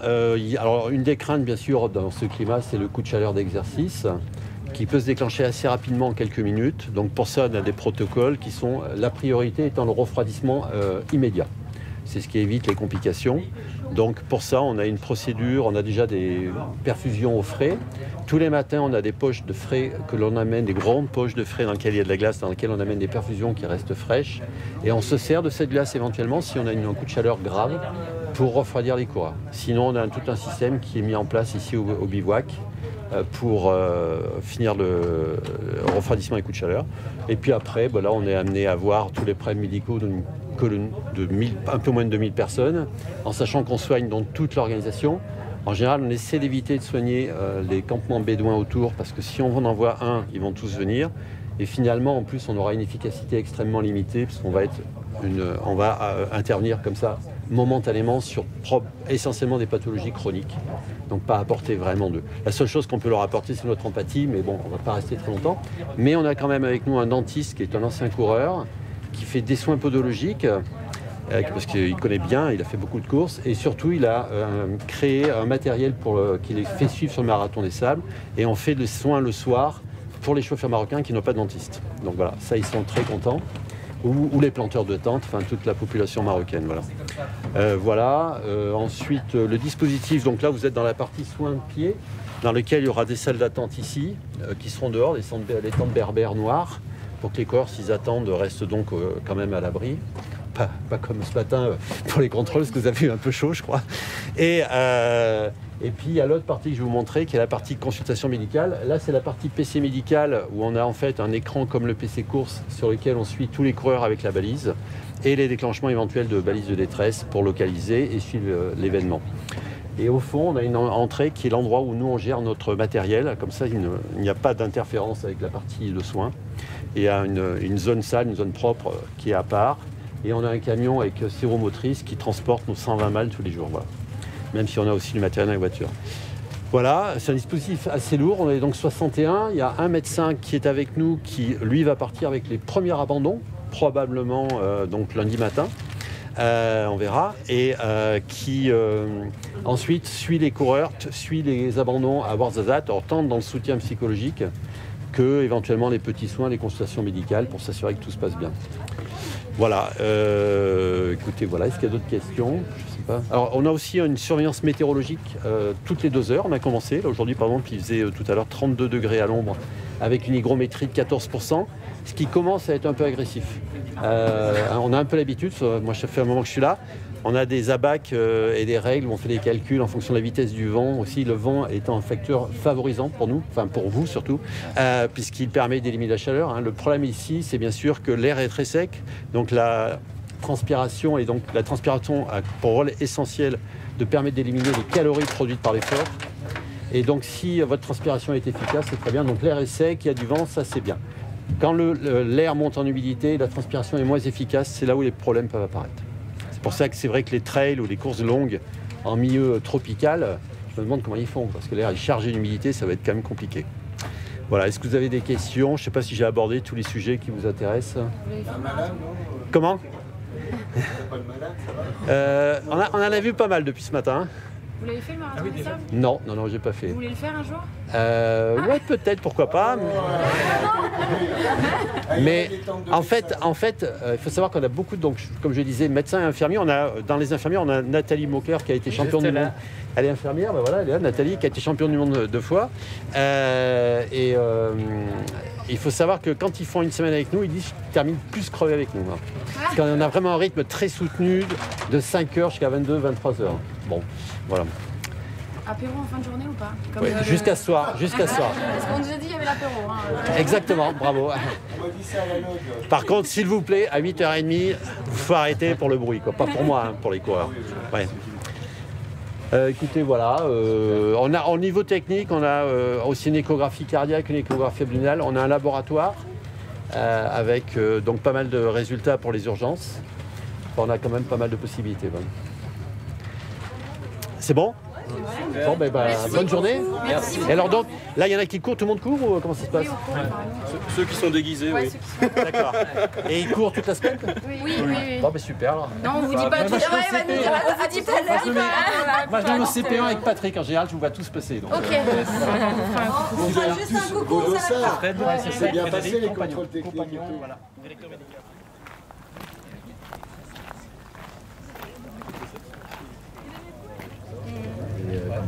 Sur 1200 personnes pour avoir les numéros clairs, c'est pas...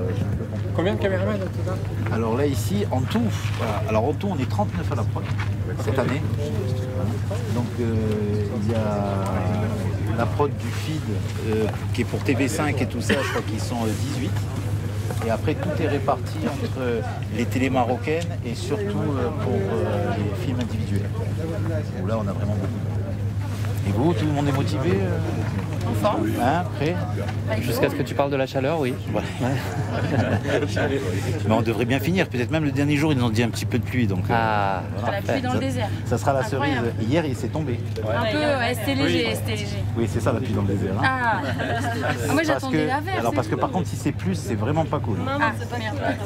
Alors ici, voilà, le problème, c'est que c'est tellement sec depuis tellement longtemps que là, tu peux verser ce que tu veux. Il n'y a rien qui va rentrer dans le sec.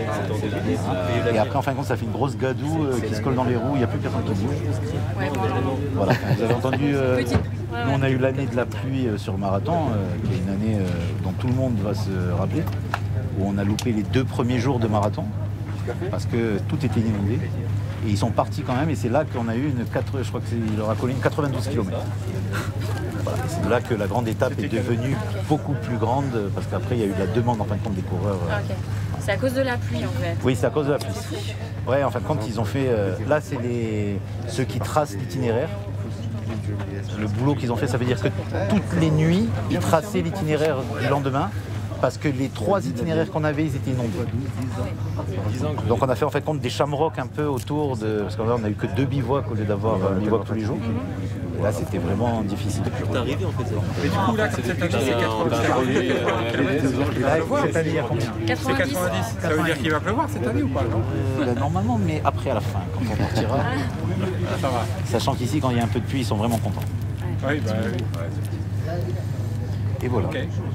Merci beaucoup. On va leur montrer un petit bureau. Ah oui.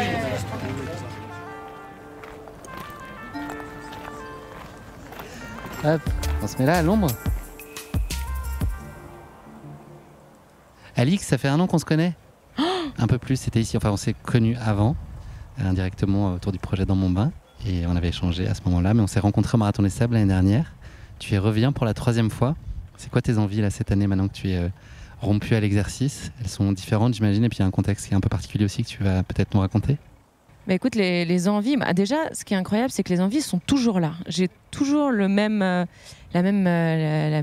quelque chose qui m'anime quand je viens ici, alors que finalement, c'est la même chose chaque année. Il se passe, c'est un peu pareil. Voilà, là, il y a le dépôt des sacs, là, on attend, là, machin.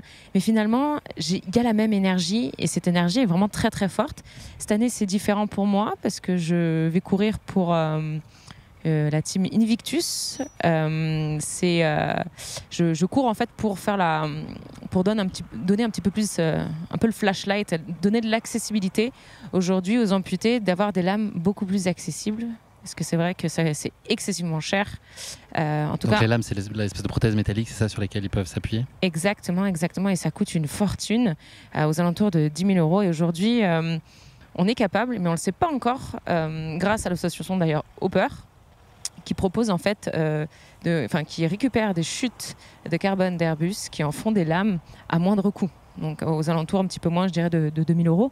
Donc on passe d'un gap de 10 à 2 000. Et aujourd'hui, on veut rendre beaucoup plus inclusif notre sport à ces athlètes 2.0 et puis rendre possible tous leurs rêves et leurs objectifs.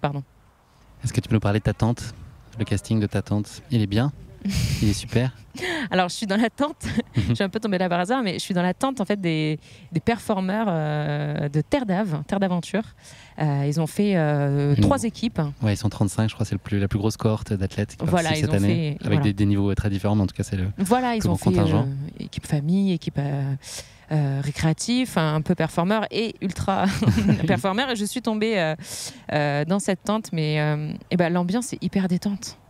Elle est plus détente chez ceux qui veulent performer que finalement chez le coureur. Ceux qui sautent dans l'inconnu et qui savent pas trop ce qu'ils vont trouver. Exactement. Donc voilà, c'est beaucoup de blagues un peu, comment on dit, potache. Ouais, c'est bien. Potage, ça se boit, et potage, c'est des blagues un peu douteuses. Ouais. C'est ça. Tu contribues, tu apportes ton lot de blagues aussi. Oui, je ris beaucoup à leurs bêtises surtout. Non, c'est vraiment très détente et puis on est très bien organisé. J'ai l'impression qu'on prend aussi, là je suis sur mon 3e donc marathon des sables, j'ai l'impression de prendre des habitudes. Ok, voilà, comme à la maison. Voilà, et puis de me dire, ah bah non, là à ce moment-là il va se passer ça, donc il faut que je fasse ça. Donc c'est vrai qu'on optimise beaucoup plus aussi au niveau de l'organisation, ça se fait beaucoup plus naturellement et on n'est pas du tout stressé en fait finalement. Ouais, c'est beaucoup plus apaisant. Oui. Tu vas le courir comment? Tranquillement le marché, enfin tu t'interdis rien, il y a ta stratégie, on en a un peu parlé hors micro juste avant, mais il faut être aussi prudent sur la durée, il faut tenir. C'est ça, c'est que comme l'année dernière. Alors l'année dernière, j'y suis allée vraiment détente pour me rassurer de mon premier marathon des sables que j'ai abandonné. Et pour raison médicale, la moitié du bivouac avait été HS à cause d'un virus, c'est ça? C'est bien ça. Et finalement, donc l'année dernière, je suis retournée en voulant vraiment y aller mollo et juste être finisher. Cette année, j'ai envie de me challenger un peu plus. Mais il faut s'économiser sur les 3 premières étapes. En tout cas, c'est le meilleur conseil que je puisse donner. Et puis, j'ai surtout envie de me faire plaisir sur la longue, qui fait environ 90 bornes. Et j'ai envie d'arriver super fraîche sur cette étape et me faire vraiment plaisir. Une fois que tu as fini la longue, même si tu t'es explosé dessus... Tu aperçois Patrick Bauer au loin à 42 km avec la médaille qui t'attend. Tu le vois, il est à portée de main. Exactement. Après, tu dis le lendemain, il n'y a que 42 bornes. Là, je peux les faire en marchant. Mais moi, j'ai vraiment envie de me challenger sur la longue. C'est les distances aujourd'hui qui m'intéressent. Est-ce que c'est l'âge? Est-ce que c'est ce que j'ai traversé? Est-ce que c'est mon dernier trail du Bourbon qui me donne envie de me lancer sur les trails distance? Je ne sais pas. Mais en tout cas, aujourd'hui, mon challenge, il est là. Ouais, tu as fait grimper les distances, toi, régulièrement. Depuis l'année dernière, tu n'as fait que grimper. C'est ça. C'est vrai que ça va faire 2 ans en mai que je me suis mis à faire du trail de manière régulière et puis j'ai envie d'upgrader à chaque fois tout en m'écoutant sans me blesser parce que faut aussi y penser et puis pour l'instant ça marche plutôt bien. Il y a beaucoup de sérénité dans tes propos, on l'entend. Est-ce qu'il y a malgré tout une chose que tu apprends pour cette année? Est-ce que ça pourrait être la chaleur qui est probablement un peu plus marquée que ce qu'on aura trouvé l'année dernière mais sûrement moins que ce que tu as connu il y a 2 ans? Est-ce qu'il y a d'autres facteurs sur lesquels toi tu as une zone d'inconfort un peu plus grande? Mais finalement, je suis désolée de le dire, mais non. Okay. Non, en fait, ça a été tellement dur, cette première édition pour moi du MDS qui avait été décalée à cause de la pandémie. Je me souviens des 58 degrés dans les dunes de Merzouga, ça ne pourrait jamais être pire. Et pourtant, je suis passée par-dessus ça. 58 degrés, je ne pensais pas que c'était monté aussi haut. 58 degrés sur les thermomètres. Donc, ressenti, je ne sais rien, mais... 128, mais c'était très intense. Et puis finalement, tu vois, à force, à chaque fois de se dépasser, de me donner des objectifs toujours plus lourds, toujours plus intenses. Mais finalement, après ça, pour moi, j'ai l'impression, je dirais pas que c'est une balade de santé, mais au fond de moi, je le pense quand même. Et puis voilà, profiter surtout de l'énergie qu'il y a ici sur ce marathon des sables. Les prochaines réjouissances qui soient connues, il y en a que tu peux dire en course à pied? Bien sûr, je serais... Dans la vie, il y en a plein. Parce que tu m'avais témoigné, là, ça m'avait vachement ému l'année dernière quand on avait parlé. Voilà, il y en a plein. Il y a on pense aujourd'hui avec Mathieu à un projet bébé aussi. Donc je ne sais pas de quoi les prochains mois, les prochaines années seront faites. Mais en tout cas, au mois de juillet, je serai sur l'Ultra Trail de Corse de Arresonica. Je vais sûrement danser le cha-cha avec les barrières horaires. Parce que je sais que dès que je dis que je vais faire cet ultra, un athlète, il fait une tête un petit peu plissée. Et puis, je me dis, OK, mon but, ce serait juste de la finir. Et puis, ce sera déjà beau. Génial. Quel conseil tu me donnerais? Moi, tu m'as engueulé, là, tu as commencé par me dire qu'il ne fallait pas que je travaille et je cours. C'est ma première fois quand même, les baskets aux pieds. Ce n'est pas des distances auxquelles moi, je suis habitué. C'est la gestion, c'est vraiment ça qu'il faut que j'apprenne au mieux et que je fasse attention.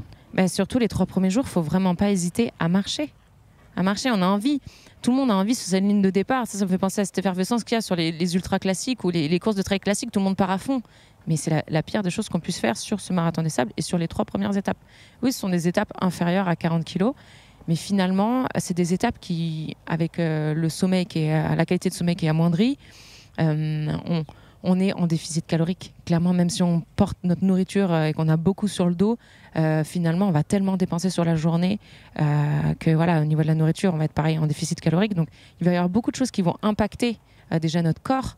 Donc, si on pouvait lui donner un peu de répit en étant vraiment dans une zone de confort vraiment bonne, optimisée, optimisée, voilà. Et le marathon des sables, tout le monde peut être finisher. tout le monde peut être finisher. À chaque fois, je fais référence à ces deux petites mamies qui marchent devant les dromadaires. Tu sais, qui ferment c'est des dromadaires ou des chameaux? Il faudrait que je recompte les bosses. Je voilà, crois que Attends, c'est des dromadaires. C'est des dromadaires. Il y a qu'une bosse. Ouais. Ils ferment la course. Et puis ces deux petites mamies, elles étaient juste devant. Elles ont jamais quitté leur place. Et finalement, ces dames, peut-être qu'elles ont passé des heures et des heures, mais en attendant, elles sont finishers. Ouais, parce que c'est la barrière horaire mobile, en fait, c'est ces dromadaires. Exactement. Et ils marchent lentement, mais elles aussi, elles ont papoté tout le long.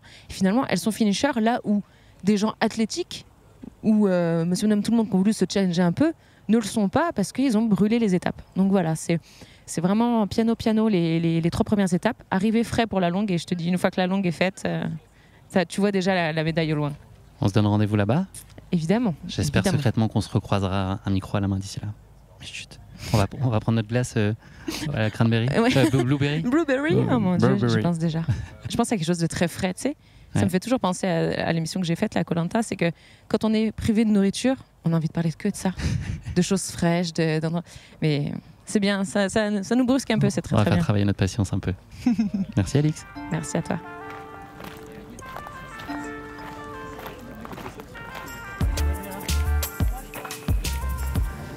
Donc là, je vais aller voir Laurence qui va m'aider là à optimiser mon sac. J'ai très peur pour mon sac de couchage, non pas mon sac de couchage, pour mon tapis. J'ai très peur pour mon matelas qui, à mon avis, va pas survivre à la rencontre avec Laurence. On va bien voir ce qui s'y passe. Je vais me faire charcuter par ta maman là. Non?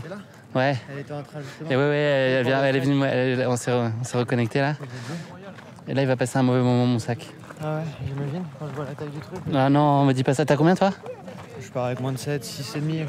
Ok. 6,5. Mais tu manges quoi? Beaucoup d'yophilisé, ça va très bien. Combien de cales? 17 000. Combien de poids? En poids que... de bouffe? De bouffe, 4 kilos de 2. Ah oui, c'est le reste que t'as rien. J'ai rien en reste, par contre, je les ai reconfort. Ok. Ouais, j'ai beaucoup de bouffe, j'ai besoin de bouffer. Ok. C'est vraiment le truc qui me fait peur, c'est d'avoir à manger, donc ouais, je prends des cales. Ok. Bah ouais, mais t'es bien, hein, résultat. Ouais, je prends des cales, après, pareil. Bon, je vais passer au crash test. C'est bon pour toi, Laurence? Ouais. Je suis avec un copain, si ça te dérange pas, Julien, qui est dans notre tente. Il veut écouter... Ouais, comme je suis à peu près au même poids, je me dis que les conseils que tu lui donneras peuvent être bons pour moi aussi. Ouais, Jean-Gilles, ça t'embête pas? Ça va être horrible. Comment te faire l'animer? Mais toi, t'as le pouvoir de me faire accepter les choses, je pense. Voilà, c'est parti. Alors, tu veux commencer par le matelas parce que je sais très bien ce qui va se passer. Bon, le matelas, tu sais que tu le coupes. Ok. Tu sais que tu vas le couper. D'accord, bah maintenant oui. Bon. Donc un peu sous les hanches, c'est ça, à mi-cuisse? Bah, en fait, il faut ton matelas, si tu t'allonges, ce qui va te faire mal, c'est pas les jambes en fait en réalité. C'est le dos c'est le dos. Donc tu vois, c'est le dos et l'hanche. Donc je pense que si déjà tu prends ça, c'est vraiment bien. Là, c'est confort. Ça, là, c'est la partie qui reste? Ouais, okay. Ça c'est confort. 2, 4, 6, 7. Ouais. C'est la moitié en gros, parce qu'il fait 14. Franchement, ça c'est confort. Ça va pas te prendre de place, ça va te libérer de l'espace aussi. Voilà. Franchement, ça c'est confort. Ça marche. Ok. Ça c'est mon t-shirt de soir. Ton t-shirt de soir. T-shirt manche longue? T-shirt manche longue. Ok, d'accord. Et ça, c'est pour les lunettes et ça, c'est mon filet hier. Je sais pas si j'en aurai l'usage, mais voilà. Ouais, tu t'es dit que si tu pouvais te charger un peu plus, autant le faire. Tout doit être plié, tu vois, pas en boule. Pas comme à la maison. Pas comme dans ton placard. Pas comme c'était là, tu veux dire? Tu ranges ta chambre, tu comprends? Ouais, ok. Donc tu plies bien, tu vois? Tu plies bien, ok? Donc là déjà, ça te prendra moins de place que toutes ces boules que tu avais, d'accord? Donc ça, faudrait que j'utilise autrement ou pas, ce truc-là? Alors, je veux bien croire que tu es horreur du vide. Mais ça peut être vide. Mais ça peut être vide.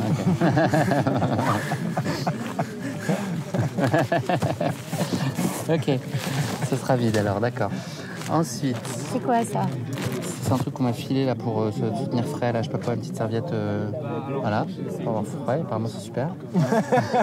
Et ça coûte seulement 39,95 € et si vous en prenez 10, vous en offrez 2 en plus. Je vais me le faire dégager ça. Non, je connais ce genre. Non, c'est bien, non? C'est serviette. On avait ça sur le snowboard. Alors. C'est pas. Non, ça rafraîchit pas bien. Au point où tu en es, je crois qu'on est en train d'optimiser à mort le truc. T'as un bœuf là, et ça, tu peux le mouiller. T'es d'accord? Et tu peux aussi avoir l'usage avec ton bœuf de ce que tu vas avoir cet usage-là. D'accord? Ok. Donc ça, pas besoin. Il se nourrit bien, le garçon. C'est trop, mais c'est pas trop. T'as combien en tout de bouffe? Je pense en théorie, mais c'est ce qu'on dit, mon Excel, 4. C'est 4. Bon, si t'as 4, alors je te laisse à 4. Si t'as 4, je te laisse à 4 parce que 4. Après, j'ai rajouté un peu de saucisson. Ah oui, un peu de saucisson. Un peu, c'est trop. Ok, j'en ai enlevé 2. J'ai l'impression d'être un marchand de tapis. Bon, alors, ça, ce que tu vas faire. Tapis coupé en 2. Combien il y a de saucissons? Tu l'as pas compté dans tes calories, ça? Compte combien il y a de saucissons? Toi, t'as pas compté dans tes calories? Il n'y a pas 5, il y a plus. 1, 2, 3, 4. Ça marche pas, ça va faire l'apéro ce soir. Ah, ok. J'en ai 3. Donc j'en vais 3. Salut. C'est un acte courageux. Merci Laurence. Il faut prendre des décisions radicales dans la vie. Faut pas hésiter, il y a des moments où il faut savoir s'exposer. Aurélie, elle le sait, on saute pas un précipice en 2 fois, sinon tu tombes au milieu. Donc, donc une fois. C'est pareil avec le saucisson. C'est pareil avec le saucisson. Et après, tu remettras. Ouais, faut prendre le sac comme ça. C'est les bons ou pas? Tu sais, je vois bien que tu es en train de me dire discrètement. Il remet les autres saucissons. Ça, le médoc. Ah, vas-y. Tu l'avais pas dans ton pack avant? Bonne idée. Les bâtons, tu as marché avec une grande partie? Tu les prends, tu quoi? Alors je les emmène, ouais, c'est sûr, je les prends. D'accord. Parce que si t'as... Alors soit tu mets... Je sais pas si on peut mettre les bâtons. On risque d'être un peu embêtant. Ouais, mais voilà. Je me dépêche. Ouais, bien sûr. Voilà. Merci, bon, Laurence. écoute, là, ça devrait être déjà mieux. Et puis ton sac, il ressemble à quelque chose. C'est bon? Ok. Laurence, merci infiniment. C'est trop bien. Tu veux du saucisson? Je mange pas de viande. Merci pour tout. Je t'en prie. Fin de la séance avec Laurence. On va pouvoir peser, voir le résultat final, mais ça a été à mon avis radical. Voilà. La journée sur le bivouac commence à tirer sur sa fin. Comme vous l'avez entendu, Laurence m'a aidé à optimiser mon sac. Donc je vais partir un petit peu plus léger que ce qui était prévu, donc ça me rassure aussi. On commence à s'approcher du moment de vérité. C'est toujours un peu particulier, ces moments d'attente. Ça fait un peu plus de 24 heures qu'on est là maintenant. On a envie d'en découdre et puis en même temps, on est un peu terrifié et dans l'inconnu surtout, à l'approche de ce qui s'offre à nous. Mais voilà, je pense que là, c'est le moment. Je me dis qu'il faut faire le grand saut, donc je suis impatient. Une petite nuit à passer et puis c'est aussi sympa de se dire que le vrai bivouac va commencer à partir de demain matin, qu'on sera autonome pour la partie alimentaire. Ça va être aussi une étape marquante, donc tout ça c'est des bonnes choses. Demain c'est une étape qui fait 31 km et un peu plus de 500, non je vous dis des bêtises, 36 km et un peu plus de 500 mètres de dénivelé positif. Donc on va partir vers 8h, 8h30. Là, dans l'après-midi, on en a profité pour aller faire une photo. Vous la connaissez peut-être, c'est la photo qui est prise avec un drone du campement tout en haut avec le numéro de l'édition. Avec on est tous regroupés pour former le chiffre 37 puisque c'est cette année la 37e édition du Marathon des Sables. Dans les petites réjouissances de l'après-midi, il y a eu la découverte d'un scorpion. Voilà, c'est plus petit que ce que je pensais, mais c'est quand même assez peu inspirant, je dois bien l'avouer. Donc, j'avais pas tellement conscience de ce danger potentiel-là. Donc je vais regarder à 2 fois dans mes chaussures le matin avant de les enfiler pour pas qu'il y ait un petit scorpion au bout qui se manifeste. Voilà. Mais la probabilité est quand même relativement faible. Voilà, c'est un petit moment de calme en tout cas sur le bivouac. La journée commence à s'éteindre doucement et le soleil commence à se coucher au loin. Donc voilà, petit dîner ce soir. J'espère une pas trop mauvaise nuit. Et je vous donne rendez-vous très vite pour la suite et pour le grand départ de ce Marathon des Sables. J'en profite pour vous remercier à nouveau pour tous vos messages. C'est vraiment hyper touchant et ça m'aide beaucoup à croire à ce projet et à essayer de me dépasser. Et j'espère aller au bout de cette aventure. Je vous dis à demain. Salut. Merci à tous d'avoir écouté cet épisode.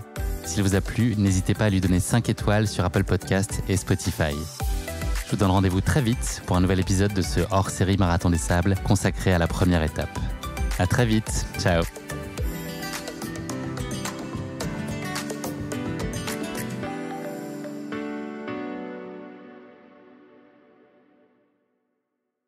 Ah, tu connais le podcast? Je me suis entraîné pendant des dizaines d'heures en écoutant tes podcasts. Ah, c'est sympa, merci. Moi aussi. Merci, ça me fait plaisir. Merci, c'est super. C'est super gentil, merci. Bravo, très bien. Et bah tant mieux. Bah là, vous serez peut-être dans le podcast, par la force des choses. J'espère. Avec ma petite moumoute qui traîne partout, là. Il y a des chances que vous soyez dedans à un moment. Et si j'avais compris, tu cours aussi. Ouais, exactement. Avec le matos. Bravo.